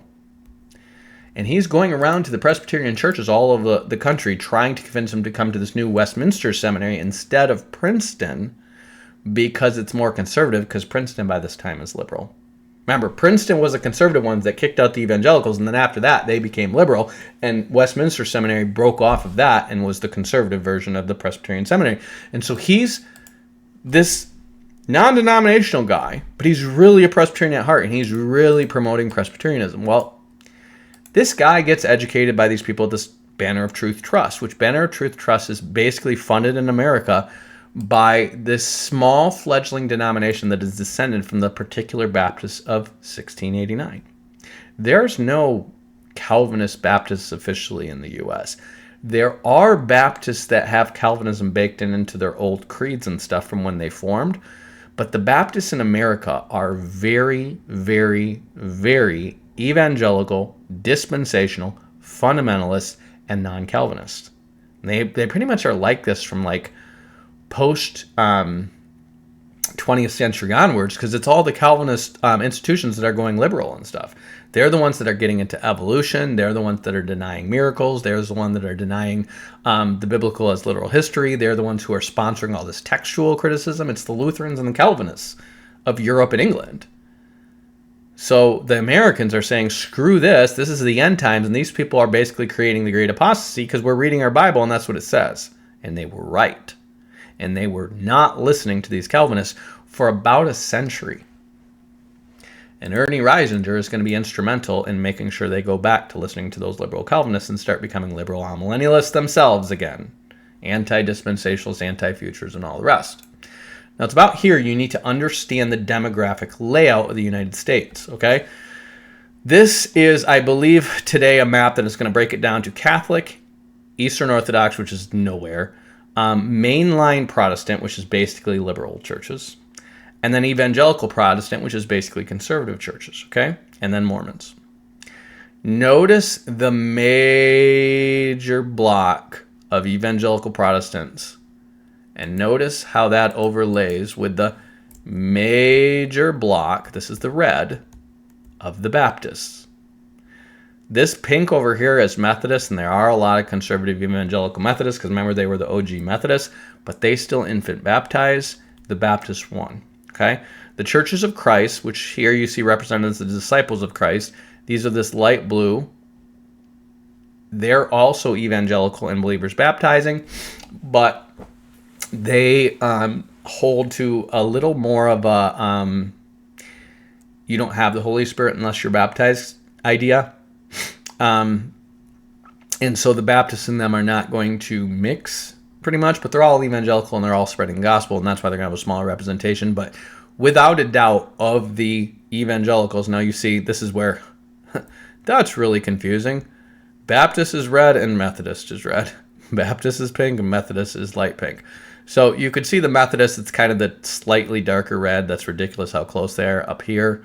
Remember, they're mainliners. This is where, after the American Revolution, this is where the railroads went out west, okay? But the Baptists in the South especially are huge, huge, huge. They're the biggest denomination in America, the Southern Baptist Convention. That is a map of the 1950s. This is a map from the year 2000. Notice all this red is predominantly Baptist. You have Baptist, Catholic, Christian, which is basically non-denominational. It's essentially Pentecostal. The Pentecostals started up in here, more or less. They're going to spread to Texas. They're going to spread to California and all this, but they really start up in here. They're an offshoot of the Methodists, essentially. You have the Latter-day Saints or the Mormons. You have the Methodists, again, those mainline Protestants, and then other Reformed. Just notice you have these Reformed people in West Michigan. Remember, these are the people who come out of Cornelius Van Til and those guys, and they're most places they're overwhelmingly dominated by Catholics. Notice you have these others: Adventist, Anglican, Brethren, Friends, Pentecostal, Presbyterian. They're not a majority anywhere. Okay, United Church of Christ. That's one of the breakaway groups of the Church of Christ, is right up there with Presbyterian. Pentecostals are pretty small. See these little dots here? So when they say Christian, I would assume the Christian is probably Churches of Christ. That's what I would assume. But they're probably not denominational. Anglican, you see they're not really represented except small, but that's essentially Episcopalian. And then Lutheran is up here because the Scandinavians were all Lutheran, and this is where they mostly immigrated in. The Germans were Lutheran, and Wisconsin's loaded with Germans. You see Germans here in Michigan too. But the big block, I mean, you see Catholics everywhere because Catholics are everywhere. They weren't a majority-sized Christian denomination until the latter part of the 20th century. Because if you notice a lot of these places that are blue, they're also not densely populated. It's because the Spanish were all Catholic and they left behind all these Catholic people. And then also you have the Irish, which are Catholic, and they left behind a lot of Catholic people because a ton of Irish immigrated into the north. And then you have French that are Catholic and Germans that are Catholic. Remember, most of these places who have immigrants coming to America, they're going to mostly settle up here in the Northeast, and a lot of them are going to be Catholic, okay? But the main American Protestant denomination is undeniably the Baptist, with the Southern Baptist being the biggest, most influential bloc. Look how many states these guys control. You got Florida, Georgia, South Carolina, North Carolina, Virginia, West Virginia, Kentucky, Tennessee, Missouri, Arkansas, Louisiana, Oklahoma, and Texas. Think about how many electoral votes it is. That is hugely Baptist, okay? And remember, California wasn't the biggest state until the last 50 years of this. This is 2000, okay? So the Baptists are a huge voting bloc, and this is going to be important. This is now going to be 2020. So this is 5 years ago, okay? The Baptists they're receding in Florida because Florida is gaining a lot more Catholics because all these people are coming from Cuba. And these people who are leaving Cuba because of religious oppression in Cuba are Catholics. These people who are coming here over the borders from Mexico and working in the oil fields and all this stuff down here, they're Catholics. The people who are, a lot of these missionaries went to the Native Americans, Catholics. A lot of these Mexicans that are coming up and working on the farms and all this stuff in these places, they're Catholics, okay? So you have a lot of Catholics here. You still have a lot of Lutherans up here in the Northeast. Methodists are still scattered. There's still quite a bit of Methodists in certain places. But the biggest blocks are going to be the Baptists and the Catholics. The Baptists and the Catholics. Those are the biggest blocks of Christianity. The Presbyterians they're not even on the map. Remember, these Orthodox Presbyterians today, with all their evangelical efforts over the past 50 years, is 400,000 strong in America. That's nothing. 400,000 strong. That's not even 1 out of every 700 people in America. That's how small they are. They're about 1 out of 1,000 Americas. There's a Presbyterian, okay? But they're massively influential because they've been tied in with the government and the intelligence communities and military from the beginning, okay? So they're going to create the Reformed Baptists. This is what you got to hear this. If you are Reformed Baptists, if you have friends who are Reformed Baptists, if you talk to them, what they're going to try to convince you is we're Baptists just like the Southern Baptists and these other Baptists, but we're the original Baptists. We've been around since 1689. First of all, that's not true. The original Baptists are the Anabaptists, not the particular Baptists. The original Baptists in England are not the particular Baptists, they're the general Baptists, okay? The particular Baptists are going to emerge within the same decade, but the general Baptists are first. And they're not the majority of Baptists in England. They're a very small denomination in England, but most importantly, you need to hear this. The Reformed Baptists in America are not church plants or an extension or a tradition of the particular Baptists in England. What they are is a movement of non-denominational churches that became Baptist Reformed in 1970 and have been infiltrating and taking over other Baptist congregations ever since. That's what they are. And that's what Ernie Reisinger did. Ernie Reisinger, and again, if you guys want to know this stuff in more detail, you just need to go watch my Christendom series because I cover all this with a lot more detail. But Ernie Reisinger is going to start the Reformed Baptist denomination. After he gets done spreading Presbyterianism making Westminster Seminary popular all over America, he is going to, one of the churches he's going to go to is down in Florida, okay? And Ernie Reisinger, I did all this research, again, it's all in my book. Ernie Reisinger is going to come back because they're going to be like, hey, this non-denominational church he's a part of has a church plant, and that church plant is going through some drama.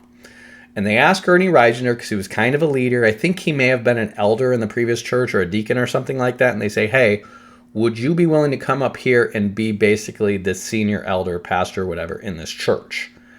And he said, yes, but only if the denomination is changed to Reformed Baptist and I'm ordained as a Reformed Baptist minister. Remember, he's in Florida, which is way predominantly Baptist. And this is in his biography, he has read that the original Southern Baptists were Calvinists. Because this is true. The Southern Baptists were heavily influenced by the Presbyterians. They were Calvinists, and among the pro-slavery people and pro-evolution people and pro-eugenics people, that was Princeton University Calvinists influencing the Baptists, and the Baptists bought onto it because they were Southern and they were racist. But after the Civil War, particularly in the 20th century with the fundamentalist movement and dispensationalism, all that, the Baptists switched. They're still racist, but they switch away from Calvinism because the Calvinists are liberals.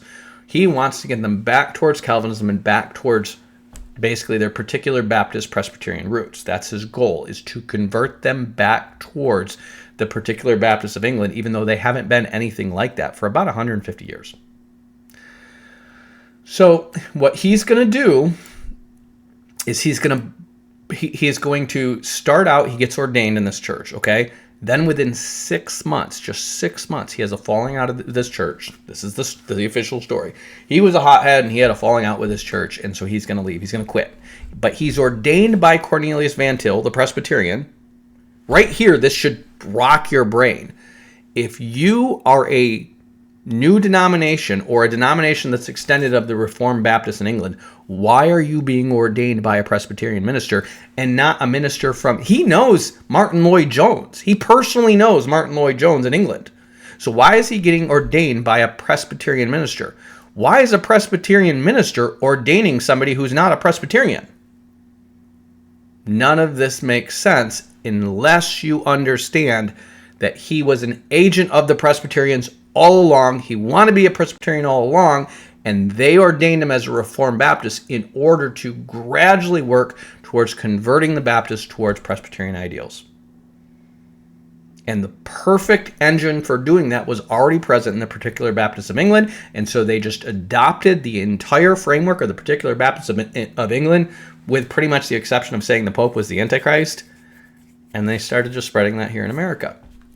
And within 6 months, he leaves his Reformed Baptist church in Carlisle, Pennsylvania. He comes down to Florida, literally 20 minutes away from the Presbyterian church that he had been campaigning towards for Westminster Seminary.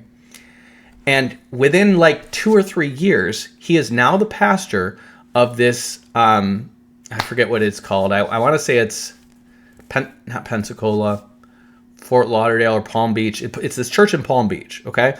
And this Baptist church in Palm Beach. And this is what happens. He joins the church, and the same year he joins the church, that Presbyterian church that he had been campaigning suddenly dissolves. This is what I found in the official record. It just disappears. What happens to it? I'll tell you what happened to it. Those Presbyterians went over to the Baptist church. They probably got baptized by Reformed Baptists, and they understood what the mission was. They immediately get to work with the church split. They turn the church Calvinist, and they split the church. Then he gets these people to finance the purchase of 12,000 copies of this James Pettigrew Boyce's Systematic Theology to Seminaries, so that he can distribute it throughout all the Southern Baptist seminaries.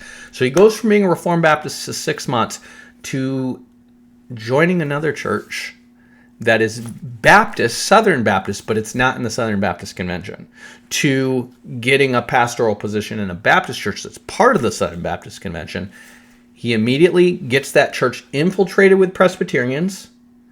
He gets it to buy all these copies of this James Pettigrew Voice's Systematic Theology, who was a Baptist who was Princeton educated, pro-evolution, and wrote stuff in the Systematic Theology about, I'm not kidding you, about white and black people being like the difference between wild boars and domesticated pigs.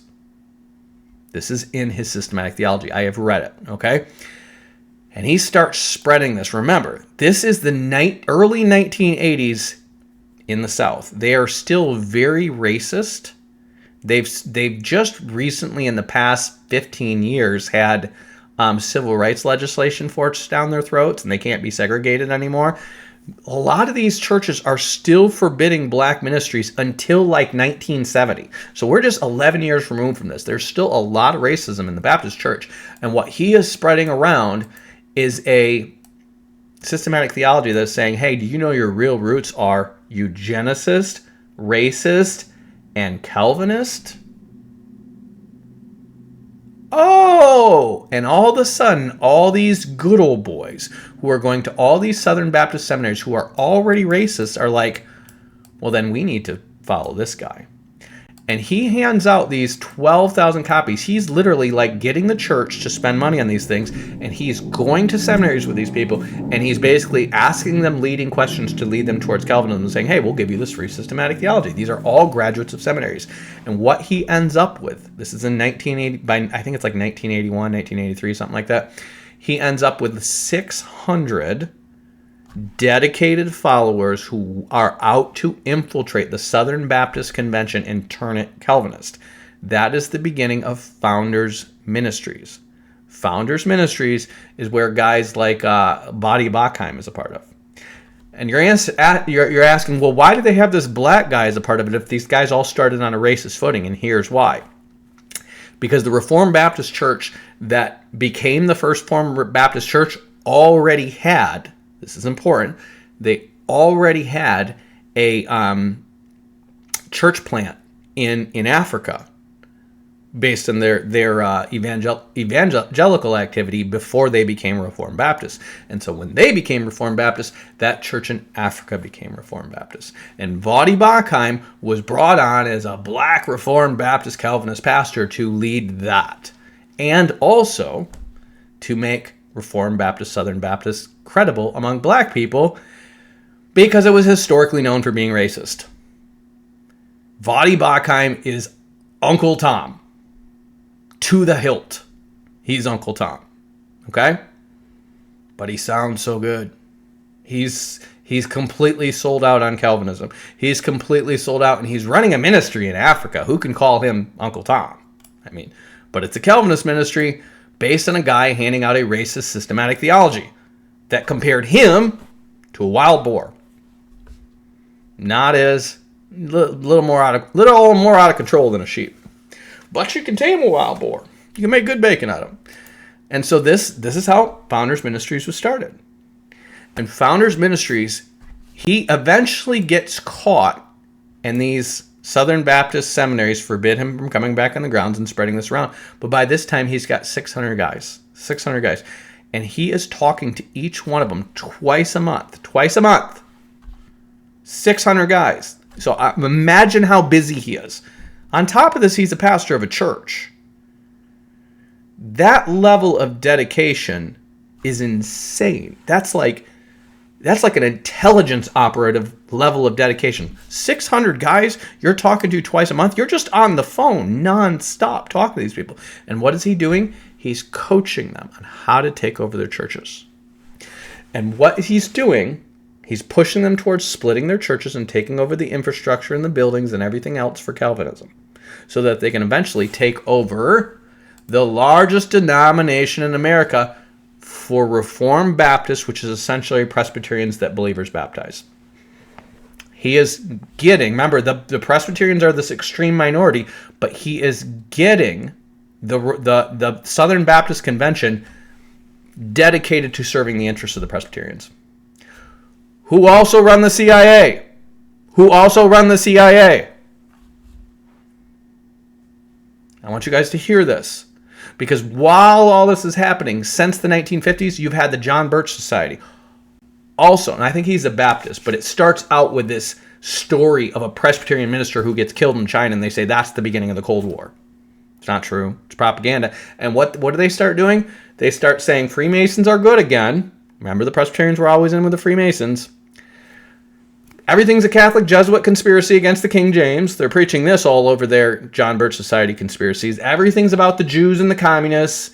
And the two groups that they're never pointing to is the largely Calvinist-dominated CIA and the Freemasons. They make Freemasonry cool again. And out of that, they're going to... The child of the John Birch Society is Alex Jones. Just so you guys see where it connects to the modern conspiracy right. Alex Jones is the child of the John Birch Society. John Birch Society is going to keep going. Listen to John Brisson. He knows a lot more of this stuff where it gets into the CMP and all this stuff. I did my research on church history. He did his research on the CMP and on these right-wing nationalist groups. But this is where John and I started intersecting and really seeing the same stuff.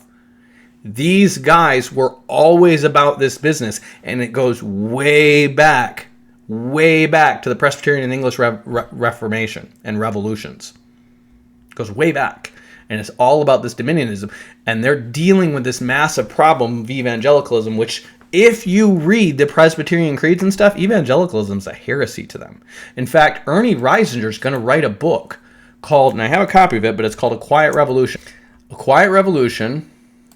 You can still buy through the Founders Ministries. They're that proud of it. Is going to tell the story. A Quiet Revolution is going to tell the story of how... Oh, that's not it. This is it.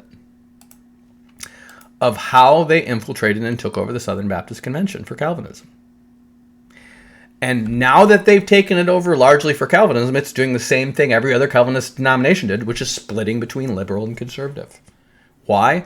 Because Calvinism's not Christianity, that's why. In this book, he's going to talk about some of the coaching he gave to these guys. And what he's going to explain to them is the number one goal is to get them thinking Calvinist. Once you get them thinking Calvinist, they're going to start looking to the Presbyterian Calvinist seminaries as the main source of their systematic theology related to soteriology, eschatology, all the other stuff, okay? Once they're in those seminaries, they will get to advancing the other Presbyterian stuff, which is anti-evangelicalism, anti-dispensationalism, anti-futurist eschatology, anti-gifts of the Spirit, and it's all about world domination by influencing the governments through lies and manipulation and everything else you have to do for the greater good of the Calvinist cause of taking over the world for Jesus. And those other things he would call secondary issues. In other words, if you're going to split your church, you're going to split it over Calvinism, which we can prove was the original Baptist position of the majority of these Baptists, so that's okay. We're going to split it over Calvinism. Other secondary issues, like they're anti-altar calls. But they told, he's counseling these guys to say, but if the people there want altar calls, do the altar calls. In other words, you believe this is a heresy, but do it anyways, because it's a secondary issue. The primary issue is getting them Calvinists. Now, this is really important. This whole jargon, this rhetoric of primary and secondary issues started out as a matrix for infiltrating and taking over Baptist churches and becoming Calvinists. But guess what? Ernie Reisinger, he has a young student in his church when he's there in the 1980s named Al Mohler. And Al Mohler is going to take what he created as a matrix for taking over Baptist churches, and Al Mohler is going to create that as a Christian standard for unification across the denominations called theological triage. And theological triage is about categorizing all the basically categories of systematic theology into primary, secondary, and tertiary issues. Theological triage. Notice this is 2011. He comes up with this in 2003. Why? Because he's a student from his childhood of Ernie Reisinger. The main things: full deity and actual humanity of Christ, the Trinity, justification by faith alone, and the authority of the Scriptures. Everything that would make you a Protestant, this is important, Catholic. A Protestant Catholic. There's only really two denominations that are actually Protestant Catholic: Lutheran and Presbyterian. Full deity and actual humanity of Christ, Trinity, justification by faith alone, and the authority of Scriptures. But the problem is Lutherans are not sola scriptura. So the only people who would cop to this is the Presbyterians. The primary issues are what makes you align with a Presbyterian, no matter what your evangelical Protestant denomination is. That's the primary issues. The secondary issues: ecclesiology, baptism, the Lord's Supper, and gender roles in the church. These are things that would make you disagree with a Presbyterian. And the tertiary issues: millennial views, gospel freedom issues, certain eschatological questions, understanding some difficult questions, and understanding miraculous gifts, well, those are what would make you divide with the other churches. In other words, Baptists tend to be cessationist. They tend to be premillennial. They tend to be dispensational. Freedom issues, they tend to be more conservative, even bordering on legalistic. So the things that would divide Baptists with other churches are the tertiary issues. And what they would say about the tertiary issues is, we might not hire this person as a pastor in our church. We might not even co-labor with this church in a common mission, but we still call them Christians. These issues are like, we might disagree with them, but we will co-labor with them. But these issues right here, if you sign on to this, you can be one of our pastors. So you can come be a pastor with us, even if you don't hold to believers' baptism. In other words, if you're a Presbyterian, you can come be a pastor in our church. You can teach a Bible study in our church. You notice how they kind of leave Calvinism off the map. Why? It's all about Calvinism. Because justification by faith alone is their way of saying Calvinism. It's a primary issue. But, and this is how you understand systematically, justification by faith alone, in their view, can only be logically explained through Calvinism, which is true. We're not justified by faith alone. Yes, we're justification. Our initial justification, which is what allows us to be saved, is by faith alone. Okay? But to them, justification and salvation mean the same thing. You're born again by faith alone. You don't have to confess anything. You don't have to be baptized. You don't even have to believe. God makes you be justified, and then you believe. See, it means something different depending on who you're talking to. While you get down to these other things, some difficult texts, which are the texts that tell you Calvinism is not true, those are way down there in the tertiary issues. And the millennial views and all this stuff about eschatology taking over the world instead of like spreading the gospel, well, those are tertiary issues. We're not going to argue about that. Why did they do this? Because they also changed the Bibles from heretic, which was somebody who taught a doctrine that opposed the apostles and split the church on that basis. So most denominations would be heresies. And they made it divisive person. And what is a divisive person? Well, a divisive person is somebody who takes a secondary or tertiary issue and makes it a primary issue. Because we have agreed you can't kick people out of your church for secondary and tertiary issues. Maybe you won't hire them as your pastor, but you can't divide over them. So if somebody is like certain freedoms, they're amillennial, they're postmillennial, they're dominionist Christian nationalists, they don't believe in the gifts of the Spirit, they think women pastors are okay, and they think the literal presence of Christ is in the Eucharist, and infant baptism is the right way to do it, and your church should be a large denominational structure with a gay woman at the top. Well, they fit. They still believe in the full deity and the humanity of Christ, the Trinity, justification by faith alone, and the authority of the Scriptures. They just don't follow any of it. See how subjective this gets really quick? What is this stuff? This is what makes you a Reformed Catholic, a Protestant Catholic. Full deity and humanity, that's the Council of Chalcedon. The Trinity, that's the Council of Nicaea. Justification by faith alone, that's the Protestant view on the Council of Trent. And it's also basically meted out in the Synod of Dort, what that means, and the authority of scriptures as well, basically what separates a Protestant from a Catholic. That's that. And they created this thing called ecumenical Protestantism. They started using this to infiltrate seminaries all over the country. Take them over. This is the goal. This is the agenda. And he wrote this thing called A Case for Theological Triage. And then that is now being championed by Gavin Ortland, Gospel Coalition, and all these other guys. This is basically turning what originally started out as a way for Presbyterians to infiltrate and take over Baptist churches is now turned into a standard for what Christians should and shouldn't divide on. It went from taking over the Southern Baptist Convention to taking over all of evangelicalism, and that's what's happening right now, okay? That was their plan. Remember, you're talking about the same people who produced the CIA. If you think these people don't have a plan that they can execute over 50 years, you're stupid. So these guys are now making this theological triage and making this theological triage, and well, we'll figure out what to do with the Mormons later because they're out. they're out. Somehow we're treating Mormons like they're Christian now, but they're out based on everything in your little pie chart there. And our goal is to take this America and turn it into this America. That's the goal. And while this is happening remember, this is happening among the evangelicals.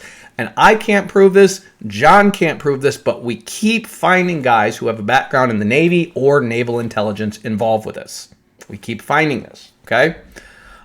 Can't prove it. We're not going to declare it. We're just saying there's just coincidentally a lot of guys who were in the Navy in World War II or afterward that are involved in these activities, okay?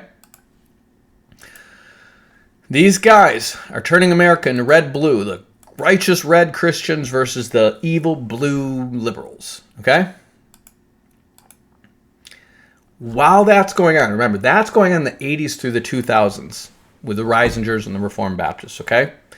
Just so you know, after turning everybody else away from eschatology, saying that's a tertiary issue, we shouldn't divide over it, aka we shouldn't talk about it, they're going to start this Reformed Baptist channel called Eschatology Matters. I thought eschatology didn't matter. Haven't you been saying for 20 years that eschatology doesn't matter? Now we're going to start Eschatology Matters. And what's Eschatology Matters about? Reformed Baptist partial preterism. 100%. Reformed Baptist partial preterism. And again, you see how there's 13,700 members on here? It's a pretty small channel. There's not a lot of Reformed Baptists, but they make a lot of noise on the internet. There's not a lot of Presbyterians, but they make a ton of noise on the internet. Why? Because the internet is the place where you can take your small minority idea and make it seem like it's a majority. That's why. I've tried to talk to these guys. They're not honest. They're not good faith actors. They're propagandists. They lie, cheat, and steal. They've even created historical premillennialism as a way for saying we're premillennial. We just don't believe anything any other premillennialist believes. We believe everything that a partial preterist believe except a millennium. Just like Reformed Baptists are like, we believe everything a Presbyterian believes except for believers' baptism. Remember, these are hooks to get people drawn into churches that don't really teach what the Bible teaches, but teach what the Presbyterians teach with the minimal amount to get you in the door and keep you there. Okay? And if you start to make a stink about the particulars, they're going to call you a divisive person. Why? Because we have changed the Bibles to say, warn a divisive person. This is the Reformed NIV. They bought the American Standard so they can bury it. But the NIV version, which they have made the most popular in America, ESV is now becoming most popular, but this is the most popular back in the 80s and 90s, is just a divisive person. Well, what's a divisive person? Well, simple. That's somebody who's making a secondary issue a primary issue.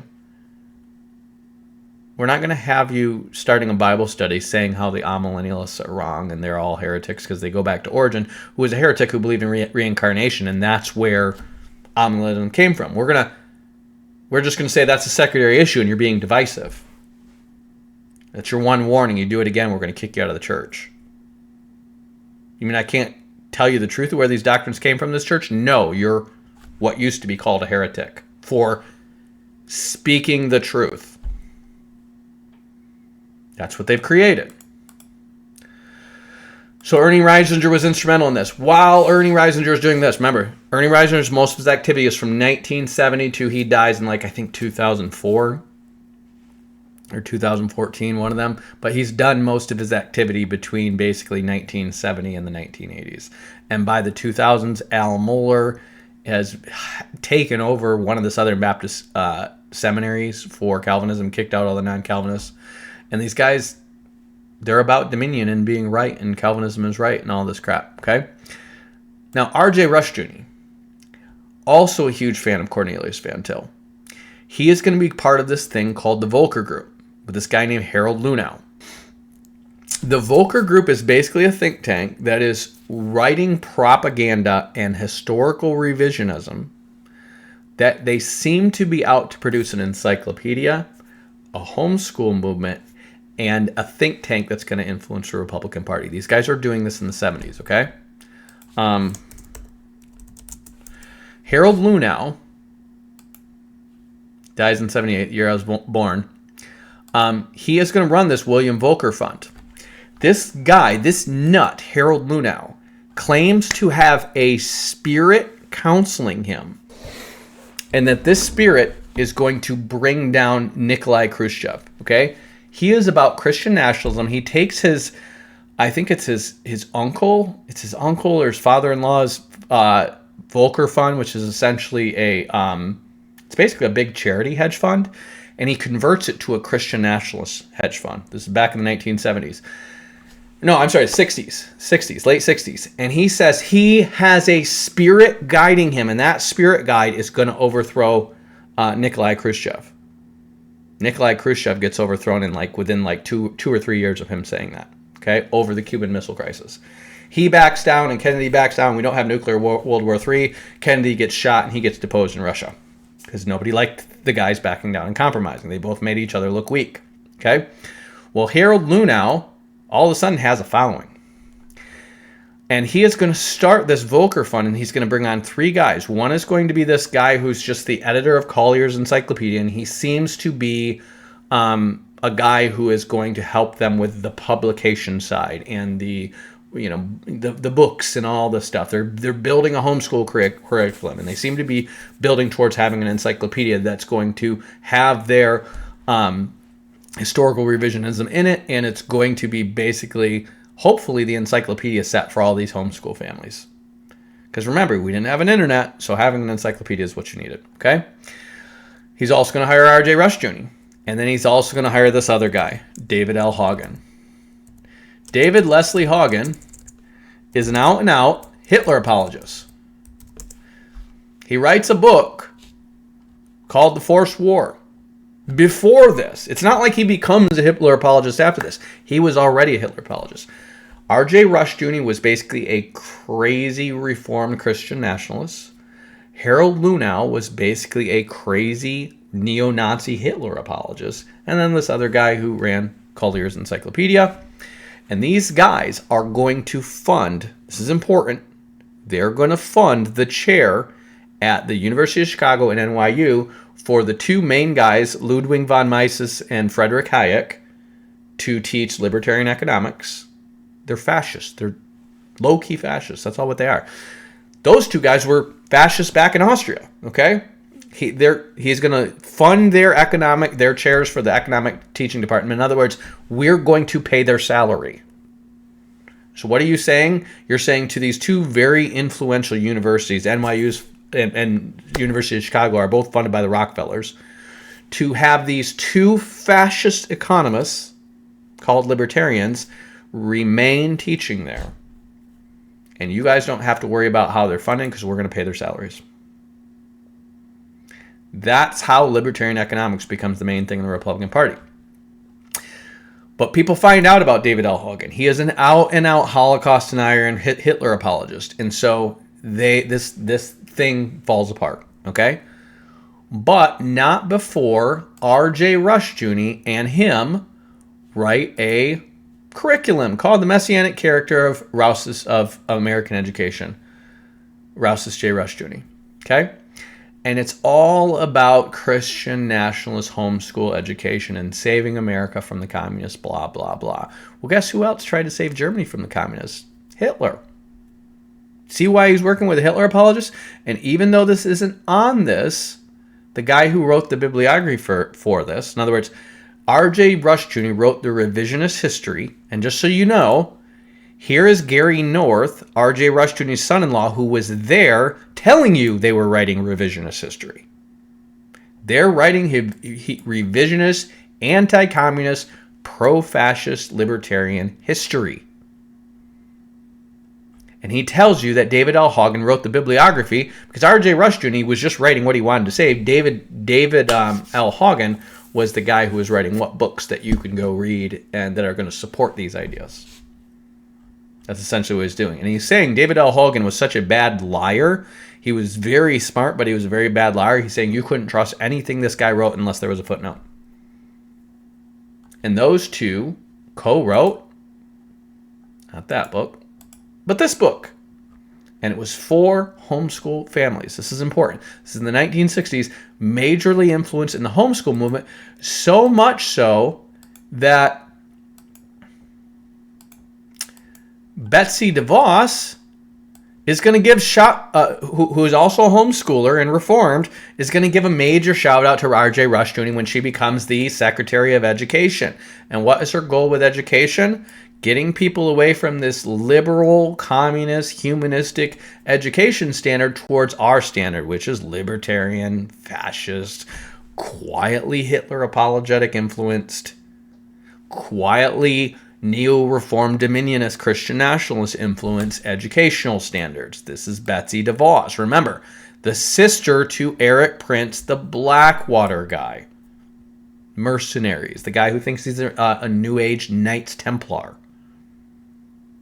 There's real insanity associated with these people. They're really psychotic, okay? So fast forward to him getting kicked out and this Volcker Fund falling apart because of David L. Hagen. R.J. Rushdoony is going to start the Chalcedon organization. The Chalcedon organization is basically going to single-handedly make partial preterism popular. Partial preterism is just a revision on preterism that takes away the minimal elements that make it a heresy by every single apostolic Christian standard, and it adds in basically Christ coming back and the resurrection of the dead. That's it. Okay? And so he's going to take this book by this guy named Kick. I forget what his first name is, but his K-I-K is his name. And he is going to say, this is the standard. This is what all reformers hold on to, even though it's brand new in the 1950s. And I hold on to it. There's lots of credible theologians that hold to partial preterism, and that becomes the standard across the Reformed Baptist denomination because he's going to invite Ernie Reisinger to speak at the Chalcedon organization. He's also going to be involved with the Chalcedon organization, is going to be involved, and Ernie Reisinger, with platforming the who's who of the neo-Calvinists, including guys like John Piper and R.C. Sproul and all these guys that you now know as the greatest Calvinists of all time. Why do we know these people like this? Because that's the propaganda they've been spewing at you since the 1980s.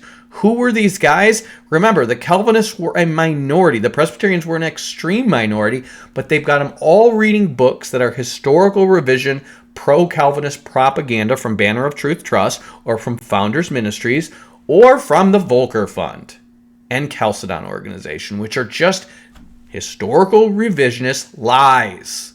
Lies that want you to be convinced that the Pilgrims founded America. They didn't find America. They didn't found America. They weren't instrumental in anything in America except Salem witch trials and then getting into witchcraft as the rest of them got involved with the Freemasons, the American Revolution. They were not instrumental in the founding of America, but they want them to think that. They want them to think that the Great Awakening was the work of the Calvinists, Whitefield and Jonathan Edward, and nobody else, which they were latecomers to the movement, and Jonathan Edwards killed it, and Whitefield didn't really help it. He just made himself famous off of it and brought slavery to Georgia. Okay? That's the truth. But they're revisionists. They're historical revisionists, which is another way to say lying propagandists. Okay?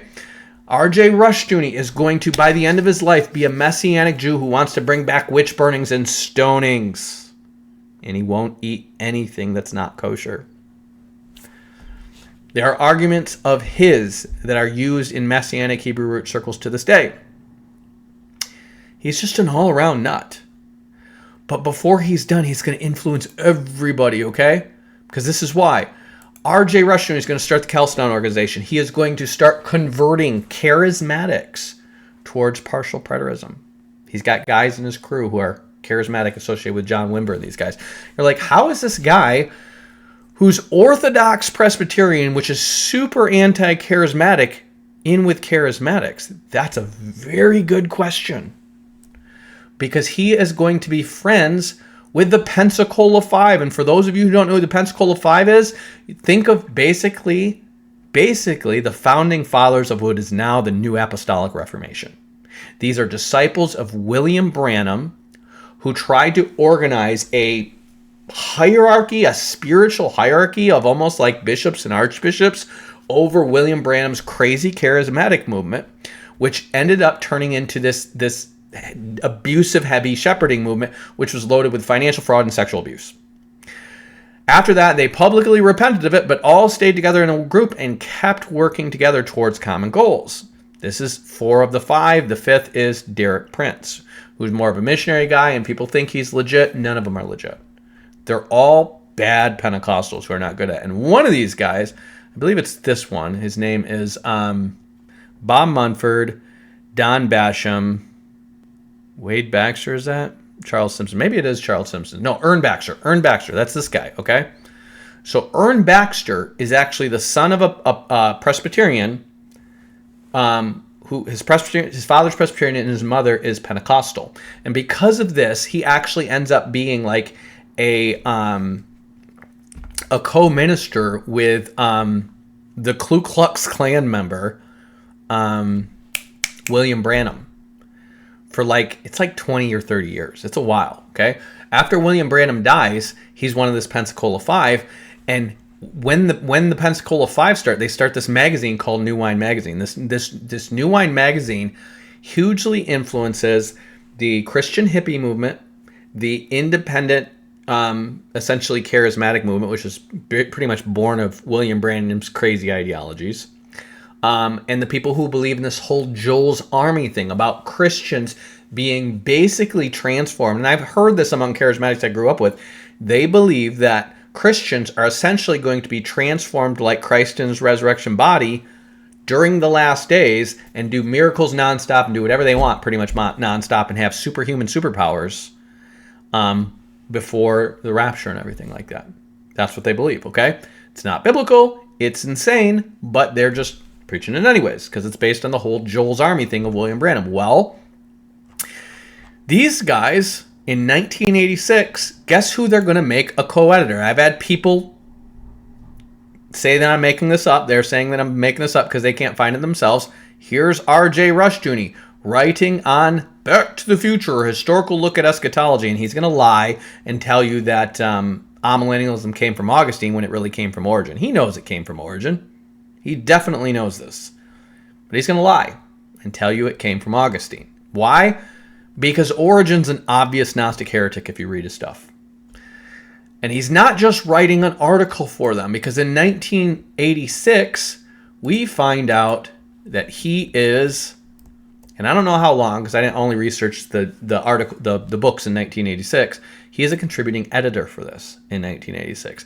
And in 1986, they're going to print their last edition, and then they're going to go and they're going to cancel the magazine, and they're going to start a new magazine called, where's my eBay? Christian Conquest, the Command to Restore. What is this? This is, wait for it, Calvinist, Presbyterian, R.J. Rushdoony, partial preterism being sold to the charismatics. And they're merging it with the William Branham Joel's Army bullcrap to become Kingdom Now Dominionism. The basis for the NAR, for spiritual mapping, because another guy you're going to find frequent in these Ministries is going to be John Wimber, who he's friends and starts a thing with the guy who, C. Peter Wagner, who was a Princeton-educated Presbyterian who, starts the New Apostolic Reformation. Because why? Because God will use the multiple ministries of the body to establish his glory on top of the mountain. What the frick are you talking about? His glory on top of the mountain is Christ touching down on the Mount of Olives. Not you guys overcoming the 7 mountains of dominion. Because the 7 mountains of dominion is literally just Kuyper's idea of sphere sovereignty that evolved through Francis Schaeffer to talk about taking over the spheres of influence, that evolved through Lauren Cunningham of YWAM, and who is the other guy? I forget his name, but the guy from Campus Crusade. Because these guys are all about taking over the dominion by taking over the influence, by influencing the institutions to essentially create Christian dominionism. And that's what New Wine Magazine was preaching by the time it ended and became Christian Conquest. And R.J. Rushdoony was the reason. And look, equipping the saints, how unity of church leaders affects the believer. They're all talking about how, this is what they're saying, how when God unites the church, that's when Christ will return. They're not talking about the great persecution that's really going to unite the church. They're not talking about the Antichrist or anything like that. They're saying when the church all gets together and is united, then Christ will return to rule.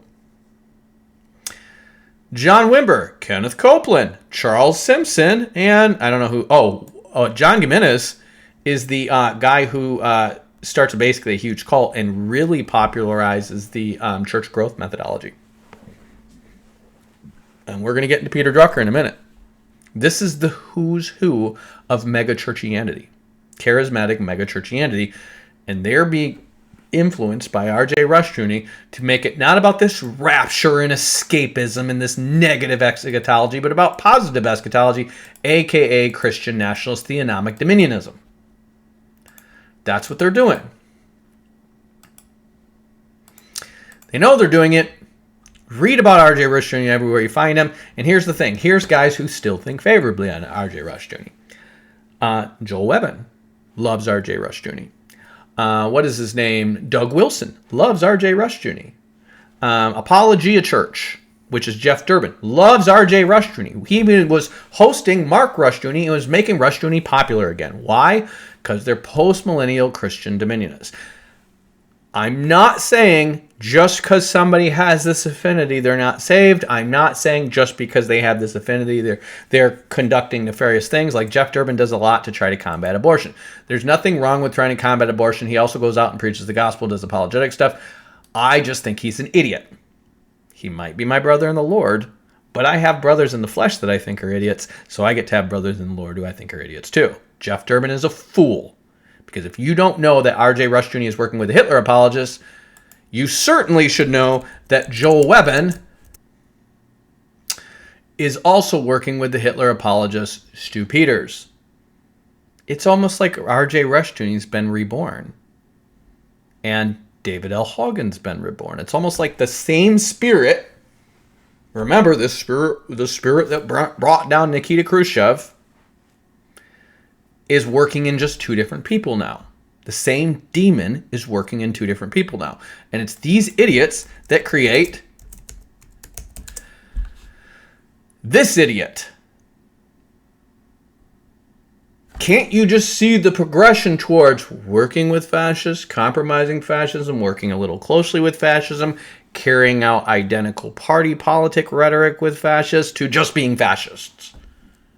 This is where we're heading, America. You're not listening. R.J. Rushdoony is going to keep at it till, I think, like the early 2000s. I think is when he's going to die. Gary North. Get on this blog, you guys. Gary North is... He's a true believer. He's such a true believer. He tells you everything that they're doing. He writes this blog. Look at just tons of stuff that he writes telling you what they did and how they did it and who they did it with. Okay? This is Gary North's specific answers. You can sign up for this thing, this blog, and I signed up for it, and I'm pretty sure once you're signed up for it, like it's supposed to have a monthly fee, you can cancel and still.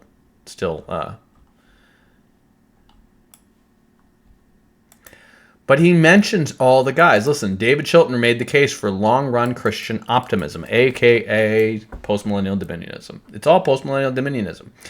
And he knows everybody.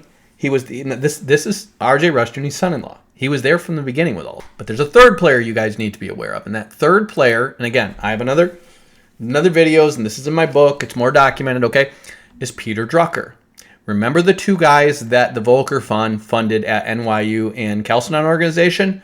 Well, they both used to meet in the home of this guy's dad, Peter Drucker. They were all friends back in Austria. Peter Drucker was younger than them, but one of them, Ludwig von Mises, who was a card-carrying fascist from Austria, but he was Jewish, so he had to get out of Austria. He came over here and he started basically the school of, I don't know, economics or business or something like that at NYU. And he hires Peter Drucker to basically teach management. There's a problem with that, though. Peter Drucker has never managed anyone. He's never managed anyone or anything. He was basically an economics philosopher who was interested in market forces, essentially. He went from Nazi-occupied Austria, knowing the who's who of Japanese fascists, Austrian fascists, and German fascists, to going to the London School of Economics, working with Keynesians on Keynesian economics, which is essentially soft socialism, and then basically looking at things having to do with the pushes and pulls of humans in the course of economics and commodities. Okay? So Peter Drucker is going to come to the Americas in like 1950, and he's going to get this chair at NYU, even though he has no experience in management, as the professor for management. He's never worked in business. He has no experience managing anybody, nor does he have particular research experience in management. So why is he teaching this? And here's why. Because he knew all the American companies that were working with the Nazis, and they knew who he was, and they knew who von Mises was and him, because his dad was a high-level Austrian trade official. So he knew everybody who was working with the Nazis, and if he walked into their company and said, hey, I would like to do a research study on your company and then give you guys some thoughts, these guys would shake in their boots and be like, oh, you can do whatever you want. Just don't tell them how we were involved with the Nazis. Do I have proof of this? No, they didn't write this down and say this is what happened. But all the companies that he's going towards to do this were working with Nazis. We know this now. They were supplying parts and components and chemicals and finance and all this stuff to the Nazis in the rise to power and in the construction of the military war machine, and secretly controlling companies that were still working for the Nazi war machine when America was fighting the Nazis. They were just subsidiaries that weren't officially managed by them, but they were managed by them. Peter Drucker knows everything. He's got the Epstein list of his day, okay?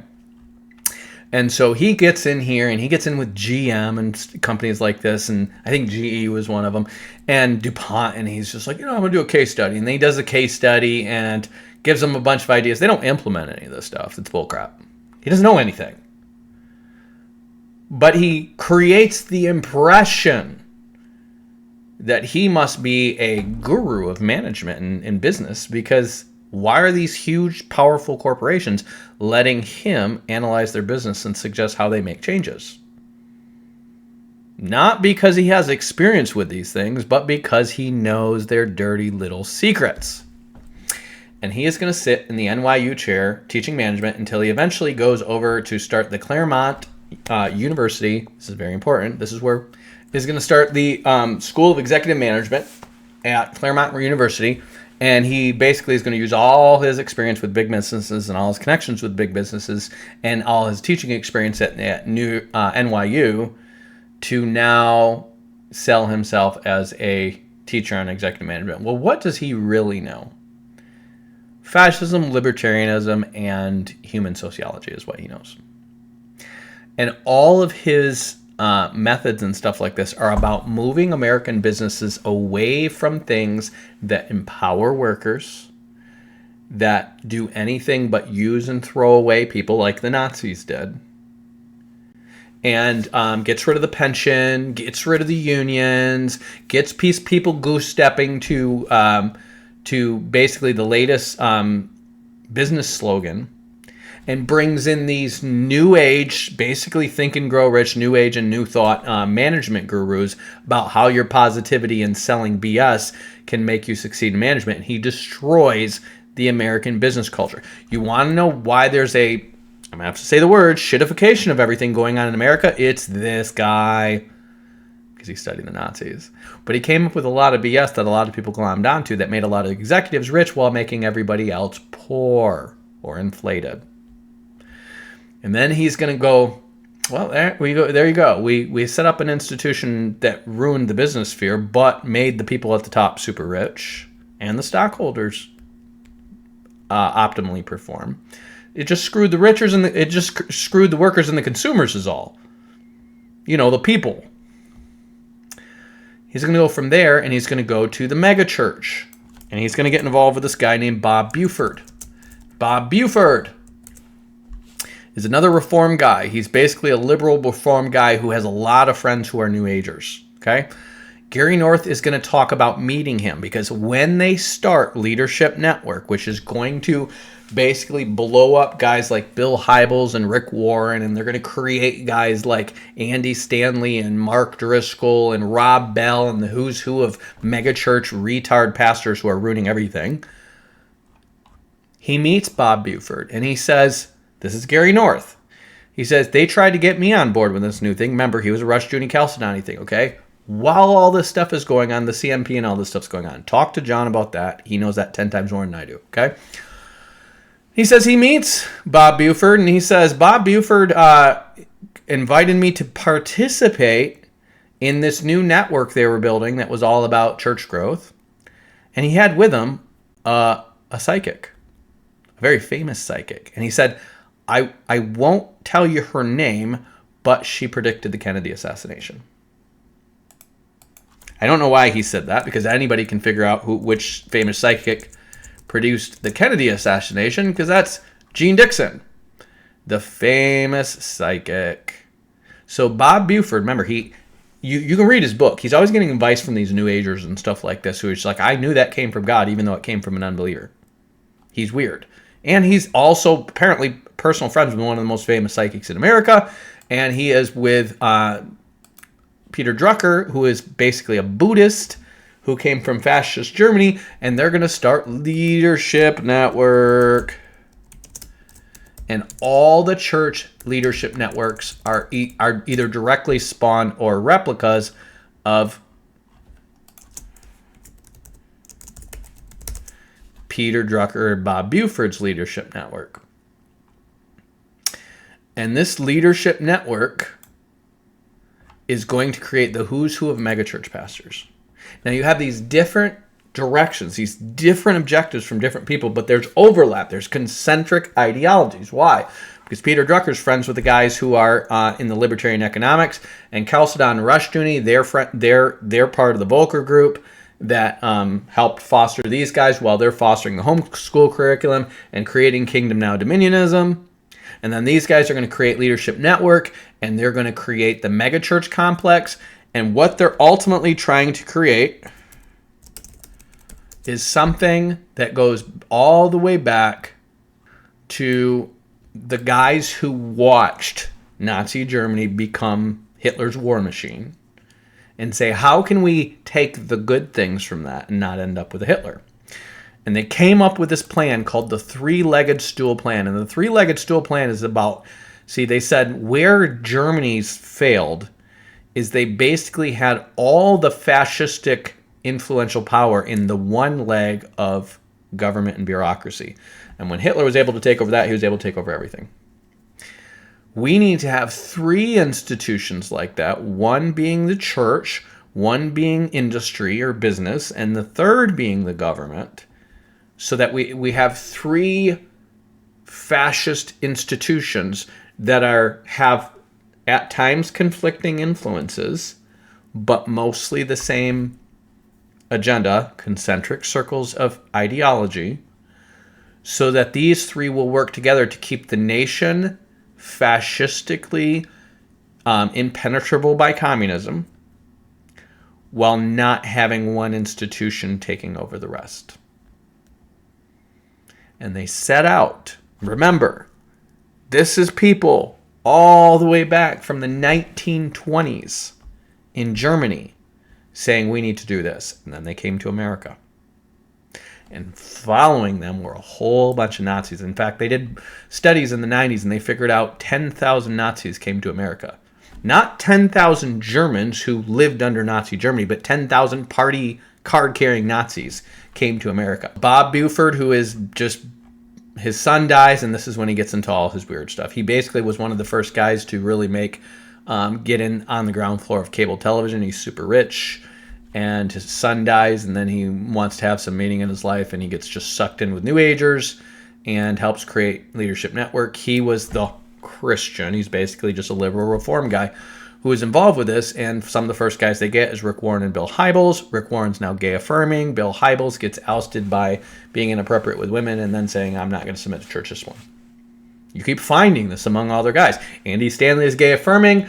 Mark Driscoll's a bully and just says, I'm not going to suffer church discipline. Rob Bell is a universalist heretic who's gay affirming. It just keep going. Just look at Newton Leadership Network and then figure out who they're doing. Meanwhile, the Gospel Coalition and the Founders Ministries, they will promote any one of these guys who is a Calvinist, whether they're liberal, gay affirming, it doesn't matter. If they're a Calvinist, they will promote them because that is the primary issue. Gospel Coalition is pretty much an extension of the shift and pull to turn all of American evangelicalism Calvinist. The Gospel Coalition and Together for the Gospel, they're both like that. They're falling apart. Gospel Coalition, not so much, because it's more of a network of writers, but they do have church resources. They're the more successful one. Where Together for the Gospel was a conference that's fallen apart because their ideas are way too different. You're not going to get Calvinists and Presbyterian, or you're not going to get Baptists and Presbyterians on the same page. You're not. However, you have gotten enough Presbyterian ideas in through the Reformed Baptists to have now shifted the entire evangelical ethos away from premillennial, rapture-believing, Antichrist-believing Christianity towards positive eschatology, which is, we don't need to believe in Antichrist, we just need to think positive until we have a new world Christian order. Okay?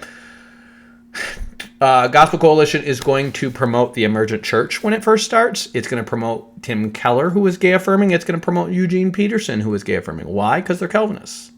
It's also going to promote Rick Warren, who is gay affirming. Founders Ministries is going to promote Rick Warren, who's gay affirming. It's going to promote Mark Driscoll, who's an absolute pig.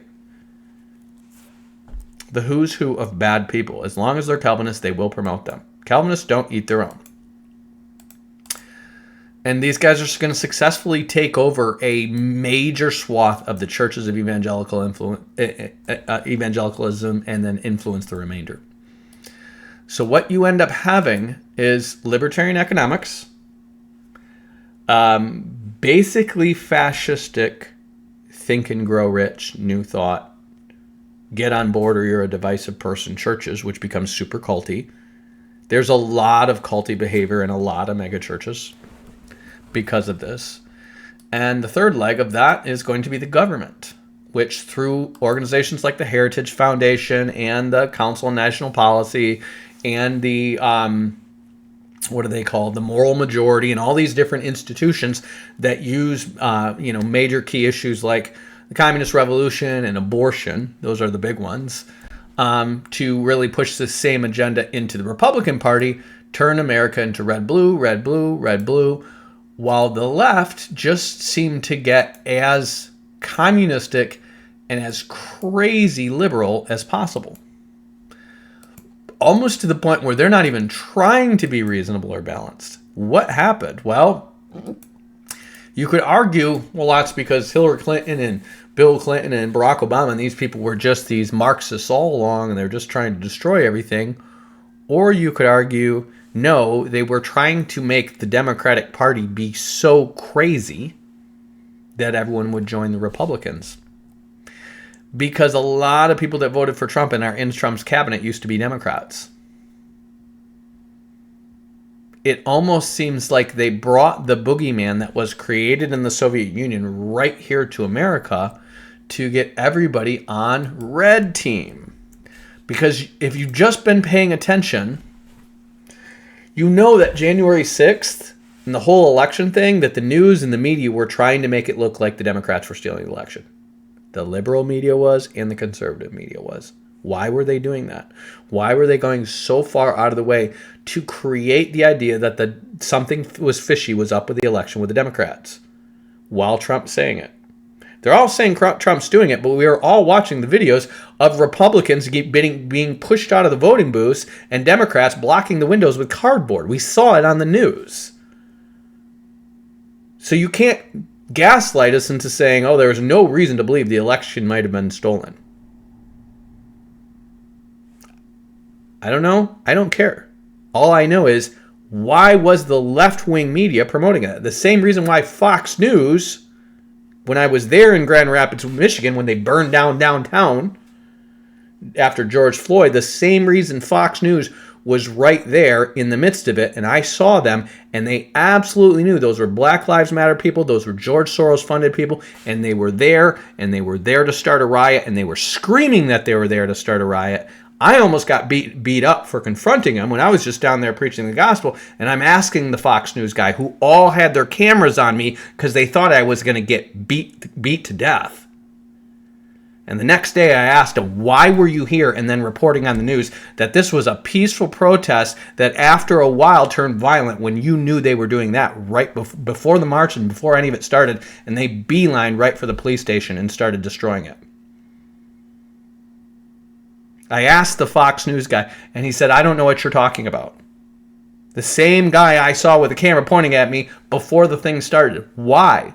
Why is the media on both sides painting the same picture and then splitting the rhetoric?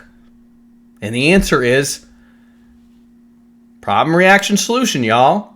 Problem, reaction, solution. They're painting a picture for you. They want you to react a certain way, because remember, this crazy Christian nationalist thing we're heading towards originally had Democrats and Republicans both in it. Back when it started. It originally had Democrats and Republicans in it. R.J. Rockefeller, super Democrat. Okay? So these things, remember, this is from the 1950s on. This is not like over hundreds and hundreds of years things shifted and it's all organic. It's not. It's over 50 years, and all that time we've had an institution called the CIA that was created by guys who were Calvinist Christian nationalists. Here's the thought. If the CIA was created by Calvinist theonomist Christian nationalists, what if a lot of the activity the CIA is doing is pushing us in the direction of Calvinist theonomist Christian nationalism?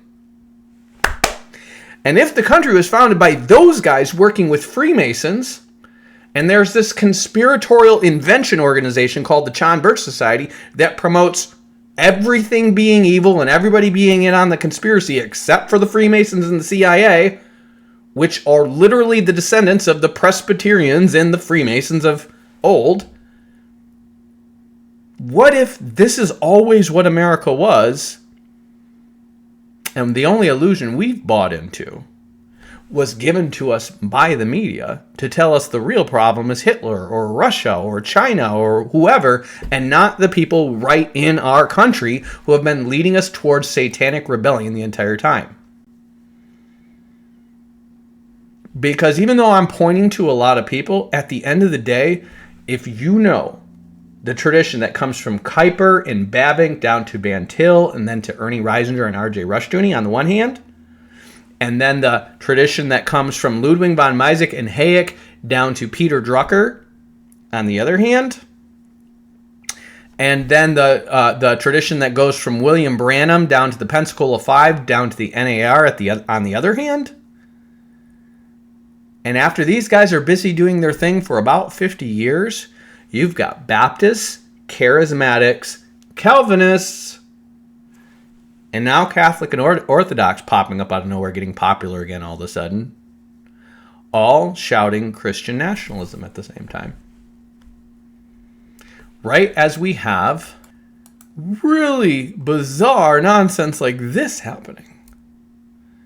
A golden statue, a guy being called the Prince of Peace, Israel being divided, a guy mysteriously associated with 666 making peace in the Middle East, and all these weird things that are either this is the Antichrist, which I think it's just too overt to be the Antichrist, or there's a real picture going on to create a Christian nationalist Antichrist, so that when the real Antichrist comes, the world is busy killing all the Christians who would have seen him coming. That's what I've been thinking has been going on for a while, okay?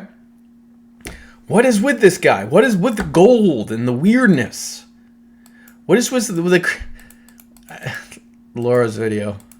Ooh-wee. What's up with that? What's up with that? This is Bizarro World. This woman just had her husband murdered a few months ago, and she's out here like a weird game show host / mascot with fireworks and red, white, and blue sequin. This is weird. This is geeky. This is insane. This is... Shit. I know shit's bad right now, with all that starving bullshit, and the dust storms, and we running out of French fries and burrito coverings. Yeah. But I got a solution. That's what you said last time, dipshit. I got a solution. You're a dick. South Carolina, what's up? This is where we are, folks. This is what happens as Rome is burning. This is what happens to a nation before it falls down. Nobody can look at all these pieces. You don't have to know all the history and all the connections and all the stuff that people like me know to sit here and go, this is... Somebody's been pulling some strings, and I'm not trying to say that here's a club of people. I have a big suspicion that a lot of nominal Protestants in the CIA might be involved. But what I'm saying is, like, you just have to look at the outcomes, the outputs, the fruit of this thing, and go, this is like the Germans partying on yachts. Have you ever seen the movie about Hitler when it's all coming down and they're still partying?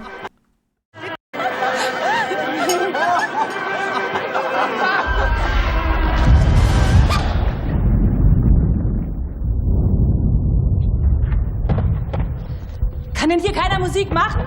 Ich will tanzen! Ich? Tanzen!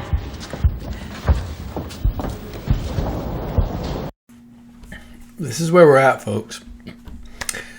And you can decide who you want to be in this picture. Do you want to be... These are church. Here's the whore of Babylon. This other girl's the church that's waking up, okay? This is Ava Braun. That's Hitler's girlfriend. This is Hitler's secretary. She's one of the survivors of this thing. And all of a sudden, she's just like, I feel sick. She's snapping out of it. She's realizing, we're doomed. We're all going to die here. And people are like, what's wrong with you? Enjoy the party. What's wrong with you? We're having a party. She's like, it's so unreal, like a dream where you want to wake up, but you can't. It's Laodicea and Philadelphia right here. We're rich and increasing goods and having it's burning all around you. You're doomed. And she's sitting here going, we're boom. This is where we are, America. This isn't hyperbole. This is...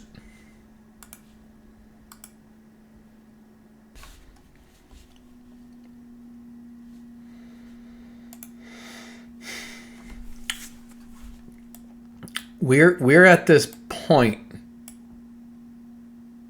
where we should feel the tremors before it goes boom. This is where we are, okay? Because what the U.S. is doing in the world and has been doing in the world in its entire history, we've just had this untouchable starting point, is just straight up good old-fashioned imperialism. And every empire eventually crashes. And what this empire is trying to do to maintain itself is go back to its ideological roots, its national identity. And sadly, that national identity is not rooted in Christ. It's not rooted in freedom. It's not rooted in anything but rebellious Calvinists and rebellious Freemasons. People who are involved in twisting Scripture to justify the things that they want to do, or rejecting the Scripture and mixing with the occult. Just like, if you guys watch the series from the beginning, just like Germany was, from Martin Luther to Adolf Hitler. The only difference between us is we started about 50 years later with John Calvin in Switzerland, to the Netherlands, to the Presbyterians and Puritans, to the Americas. We just started later. America was just discovered in 1492. The Germans started by 1518. The Calvinists started not long after that. I mean, the Zwinglians. But as a unified ideology with some theology to back it up, 1650s. I'm sorry, 1550s and 60s is when it really started taking hold. And that theology was still crystallizing until the Canons of Dort about a century later. And so here we are about a century after Germany, and they had their theology nailed down long before the Calvinists did. And we are basically the most purely Calvinist influenced of all the nations. You could say, well, no, that was the Netherlands or the Swiss. No. Those nations always had Catholics in them. And those nations became liberal very quickly because they never really broke away as a nation based on that thing. They were already rebellious, and then they just adopted that thing. We broke away as a nation based on that thing. England had its revolution under Cromwell based on that thing, and then we broke away based on that thing. And the mixture of the Freemasonry and the Calvinism that's been here has had an occult version of this, just like the Nazis would eventually have with the Rosicrucians, and then eventually the Theosophists, really. And then you're going to eventually have the, I forget what the Nazis, Thule Society and stuff like this. It just keeps getting worse and worse and worse. And it's just what happens when people turn their back on God and rebel and try to come up with an ideology. And then that ideology is going to create some successes, because it is really people trying to do the most smart, pragmatic thing in the beginning, but they never deal with the sin and the rebellion. That's the real problem that makes all empires fall.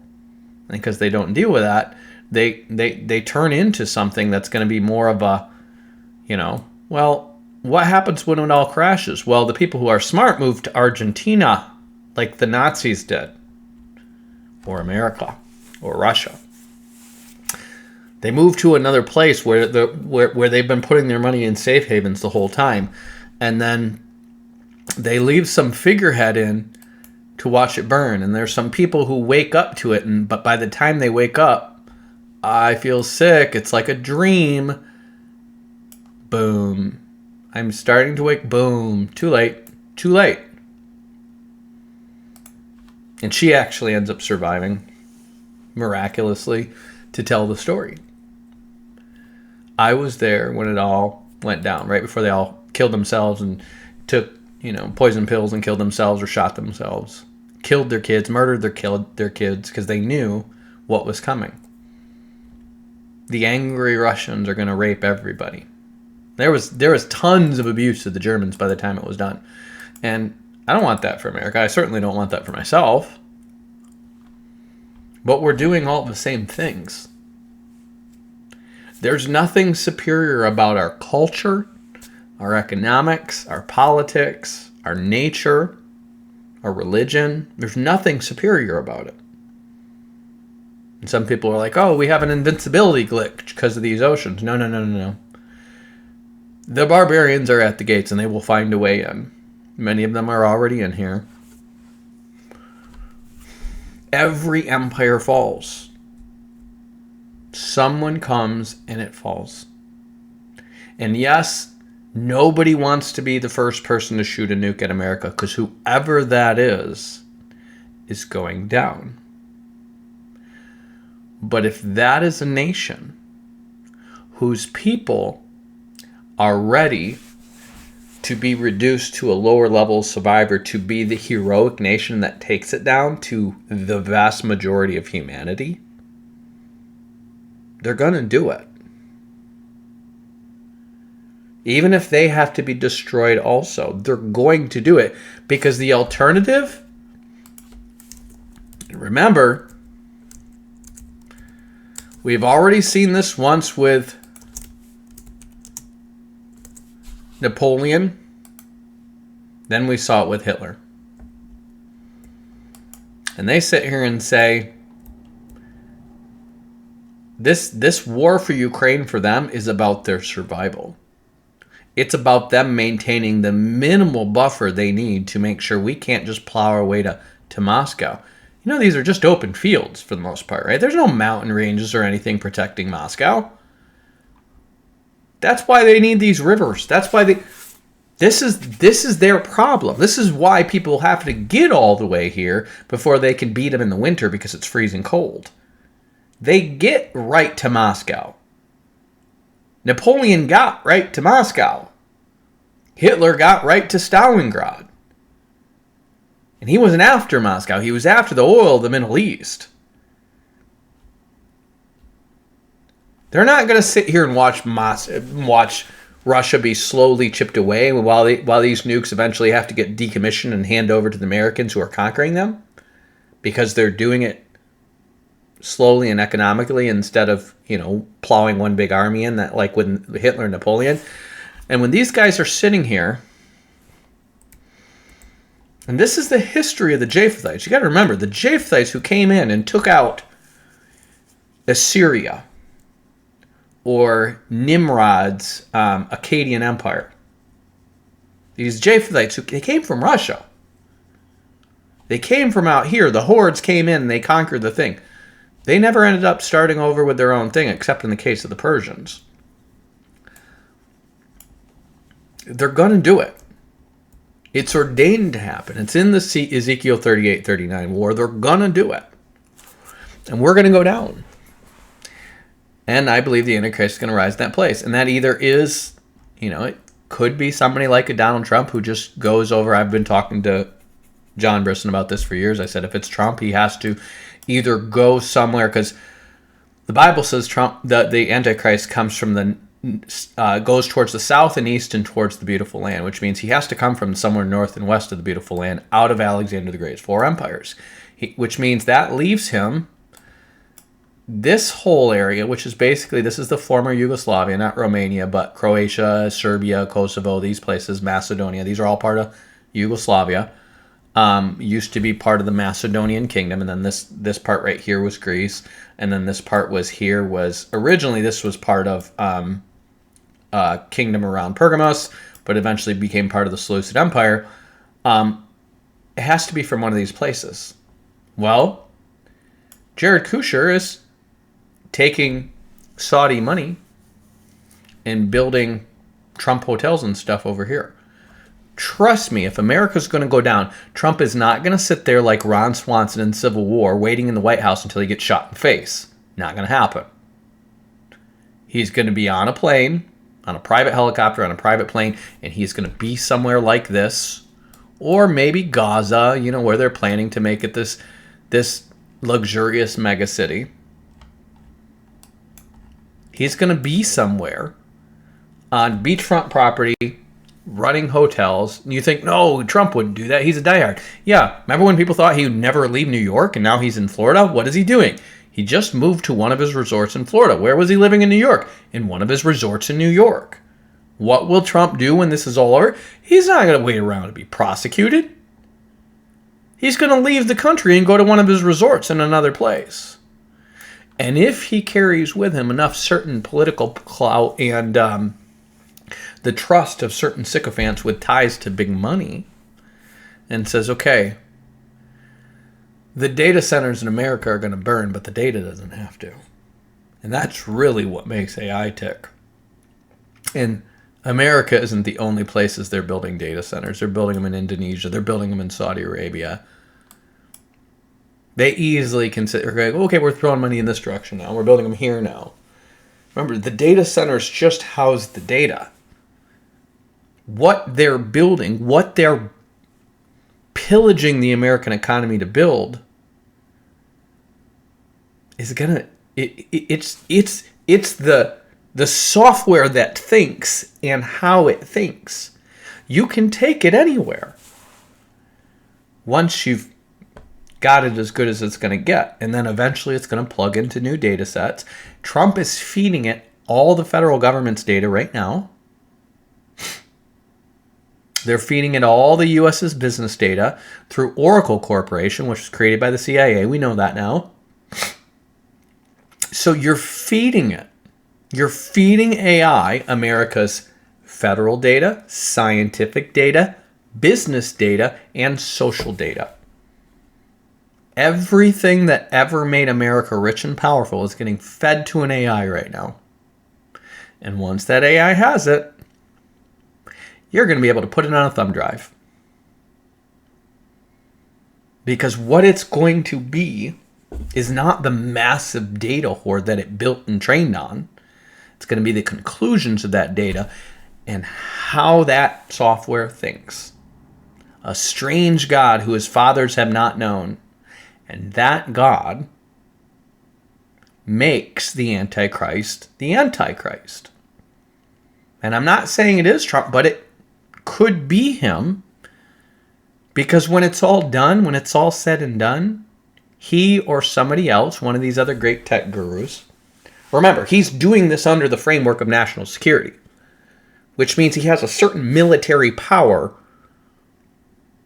over the product. And he could leave with the crux of that AI, that unknown God, in his pocket and say, whoever shelters me and mine gets this applied in their country to make their country the greatest country on earth next. Here's all the data. Here's all the knowledge. Here's all the wisdom. It's like you're packing up the Greek Empire and taking the Library of Alexandria on a disc. And you're saying, here's everything we learned from the greatest empire the world has ever known. Might not be him, but it could be. And it more than likely is going to involve what they're building right now. That seems to be the strange God. Maybe it's not. Maybe China beats us to it. Maybe it's something that's born of a union of these two AIs. Or maybe we're just hyping up how far China is, just like we were hyping up how far Hitler was with a bomb to get everybody here to build it first. Because that's the American way. But at the end of the day, you're going to have a brain, a brain that doesn't get senile, that doesn't die. You're going to have this digital brain that knows everything that went right in America and everything that went wrong. Knows how to manipulate people. It is a composite of everything the Nazis tried to build to everything the Americans did build. Plus what the intelligence community knew. All the nuclear scientists. Everybody knows how to make nations rise and fall, how to make the stock market rise and fall, how to make people socially go this way and that and drift and pull, and you're just pushing on their emotional buttons. And it's all can fit in a man's pocket. It's like a team of the smartest scientists and leaders. It's like the 10,000 Nazis that came to America in a man's pocket. It's literally everything that you have that says this is what made America the most powerful country in the world after the Nazis fell. And it's in my pocket.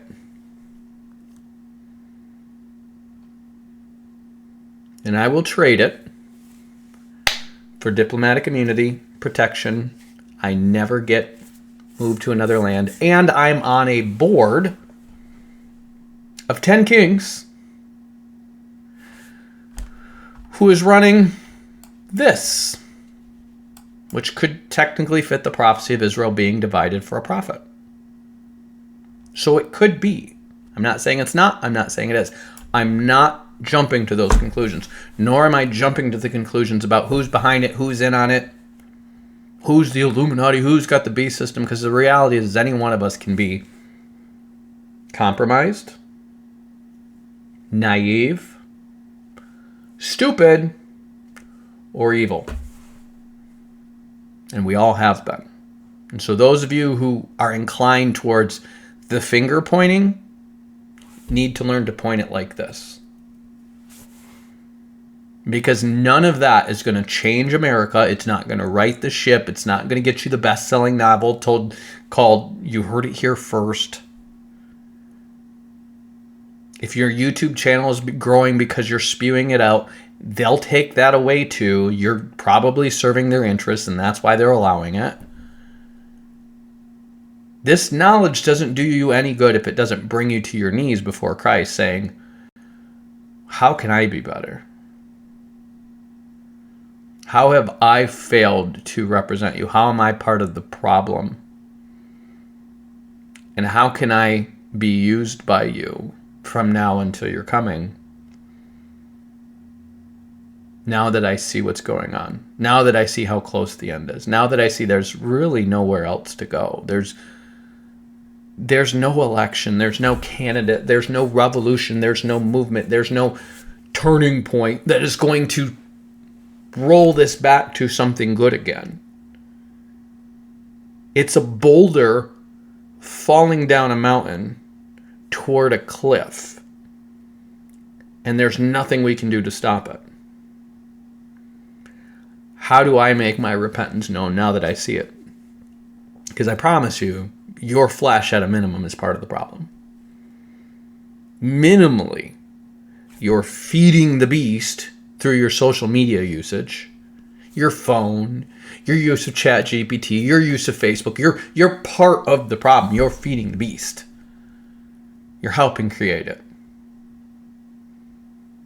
And I went through this crisis of conscience 15 years ago, realizing there was nowhere I could go without feeling like there's blood on my hands. When I started to connect all the dots, and I started to see how the people dying in Iraq and Afghanistan and Libya and all this stuff, this blood was on my hands, because I'm sitting here going, how can I get more for me in a world that requires me to turn a blind eye to all that in order to get anywhere? You're all guilty. We're all guilty. That's why we needed a Savior. That's why we continue to need a Savior. And we're not here to fix this. We were never here to fix this. We're here to make use of this world, but not to overuse it. That's right in the New Testament. We don't get reliant on it. We don't get dependent on it. We don't enjoy it too much. We're here to use it in the spreading of the gospel with a clear conscience, honestly and fairly, as much as we can. Wise as serpents, gentle as doves. We're here on a rescue mission on a doomed planet, and if we don't know that, if we're not walking in the light of that truth every day, at a minimum, you're a useful idiot for Satan. At a minimum, if not an agent of Satan, just an unknowing agent of Satan. And don't take that, because remember, every time we sin, we're acting as an agent of Satan. We're acting as part of his bigger scheme to eventually evolve towards the Antichrist saying, I am God. So don't be so hasty to look at those guys over there in them not knowing what you know and say, oh, look, they're contributing. They're an agent of Satan. No. Look at you. Every single time you watch a TV show you shouldn't, and you know you shouldn't. You're an agent of Satan. Every time, you should live a life of repentance. Your laughter should be turned to mourning. Your laughter should be turned to mourning. Weep and howl for the calamities that are coming upon you, because your riches are what? Mothy and rusted. Everything that you've accumulated is gone. It's all going to burn. And all that's left is you and Christ. So make sure you have Christ, and if you want to keep anything, store your treasures in heaven. Your treasures, there's nothing from this world that's coming with you, except maybe people who you've had the privilege of influencing towards seeing the goodness of Christ through your submission to Him. Store your treasures in heaven. That's it. This world's going to burn. He's going to build a new one. Before it's done, we're going to have this huge hurrah with this crazy Antichrist and this Armageddon, this last big attempt to this fake battle of good and evil when they're both evil. Just like we're going to have one in World War III. But at the end of the day, there's going to be one thing. Are you for Christ or against Him? Because they're all going to turn from fighting each other, and they're all going to turn toward Christ at the end. Just like those elves and those dwarves and those humans, all, once they saw the goblin hordes coming down the mountain, they said, "Oh, my friend, my lifelong friend, we've always been friends. We must all work together, and the eagles will come, and we'll fight the goblins, everybody against the goblins." They're going to be like that towards Christ when He gets here, with us in tow. Because that's really what's in their hearts. All this self-righteous finger pointing across the other side at those other guys, that's just the natural outcome of them hating Christ. We hated Christ, so what happened? Adam and Eve both sinned, and immediately Adam threw Eve under the bus. What happened? Cain killed Abel. What happened? The Cainites fought the Sethites. But at the end of the day, the one they really hate, who they just can't take a swing at, is Jesus. And once He gets here, this ultimate scapegoat, the one we can blame for everything, we should all unite against that one if we can just get rid of him. That's what it's going to be. This is where it's heading. So don't be shocked if all the microcosms of that evil kingdom of Satan keep doing the same thing. Oh, we need a scapegoat. We need somebody we can blame for everything. But look at your own heart. And look at your tendency to look at those guys instead of looking at yourself and like, oh, I knew it all along. I knew it was that lizard person. He was part of the Illuminati. He was an agent of Satan the whole time. I knew it. No. You're still acting like an agent of Satan right now. Weep and mourn. Pray. Try to actually approach someone in love with reason, praying and fasting, and try to convince them. Don't show up with this year with my video and be like, this year at Christmas, you're like, I showed up with the lizard people and QAnon conspiracies last year. Well, now I've got the truth. I've been listening to Batman and he's told me all the connections and let me explain everything to you and take over and dominate Christmas with all my weird stuff. And I'm never getting to the point where it's just like, here's the latest thing you're on. And you still never get to the point where you apologize for the last time you ruined Christmas.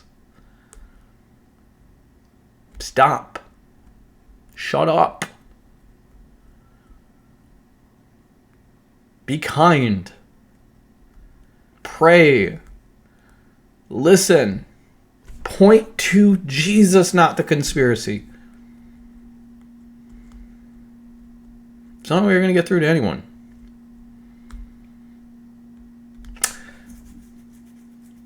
That's all I got to say about that. Batman out. Peace. You've been dumb before, Charlie Brown, but this time you really did it. I guess you were right, Linus. I shouldn't have picked this little tree. Everything I do turns into a disaster. I guess I really don't know what Christmas is all about. Isn't there anyone who knows what Christmas is all about? Sure, Charlie Brown. I can tell you what Christmas is all about.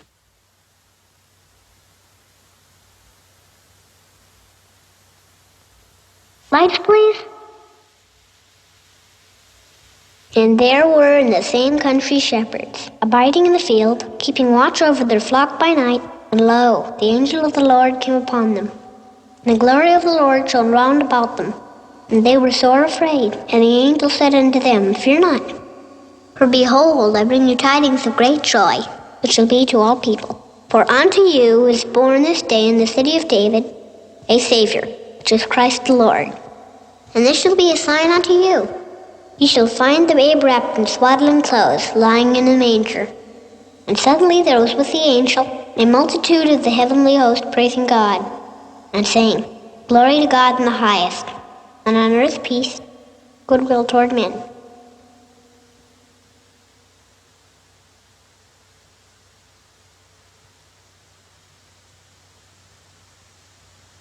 That's what Christmas is all about, Charlie Brown.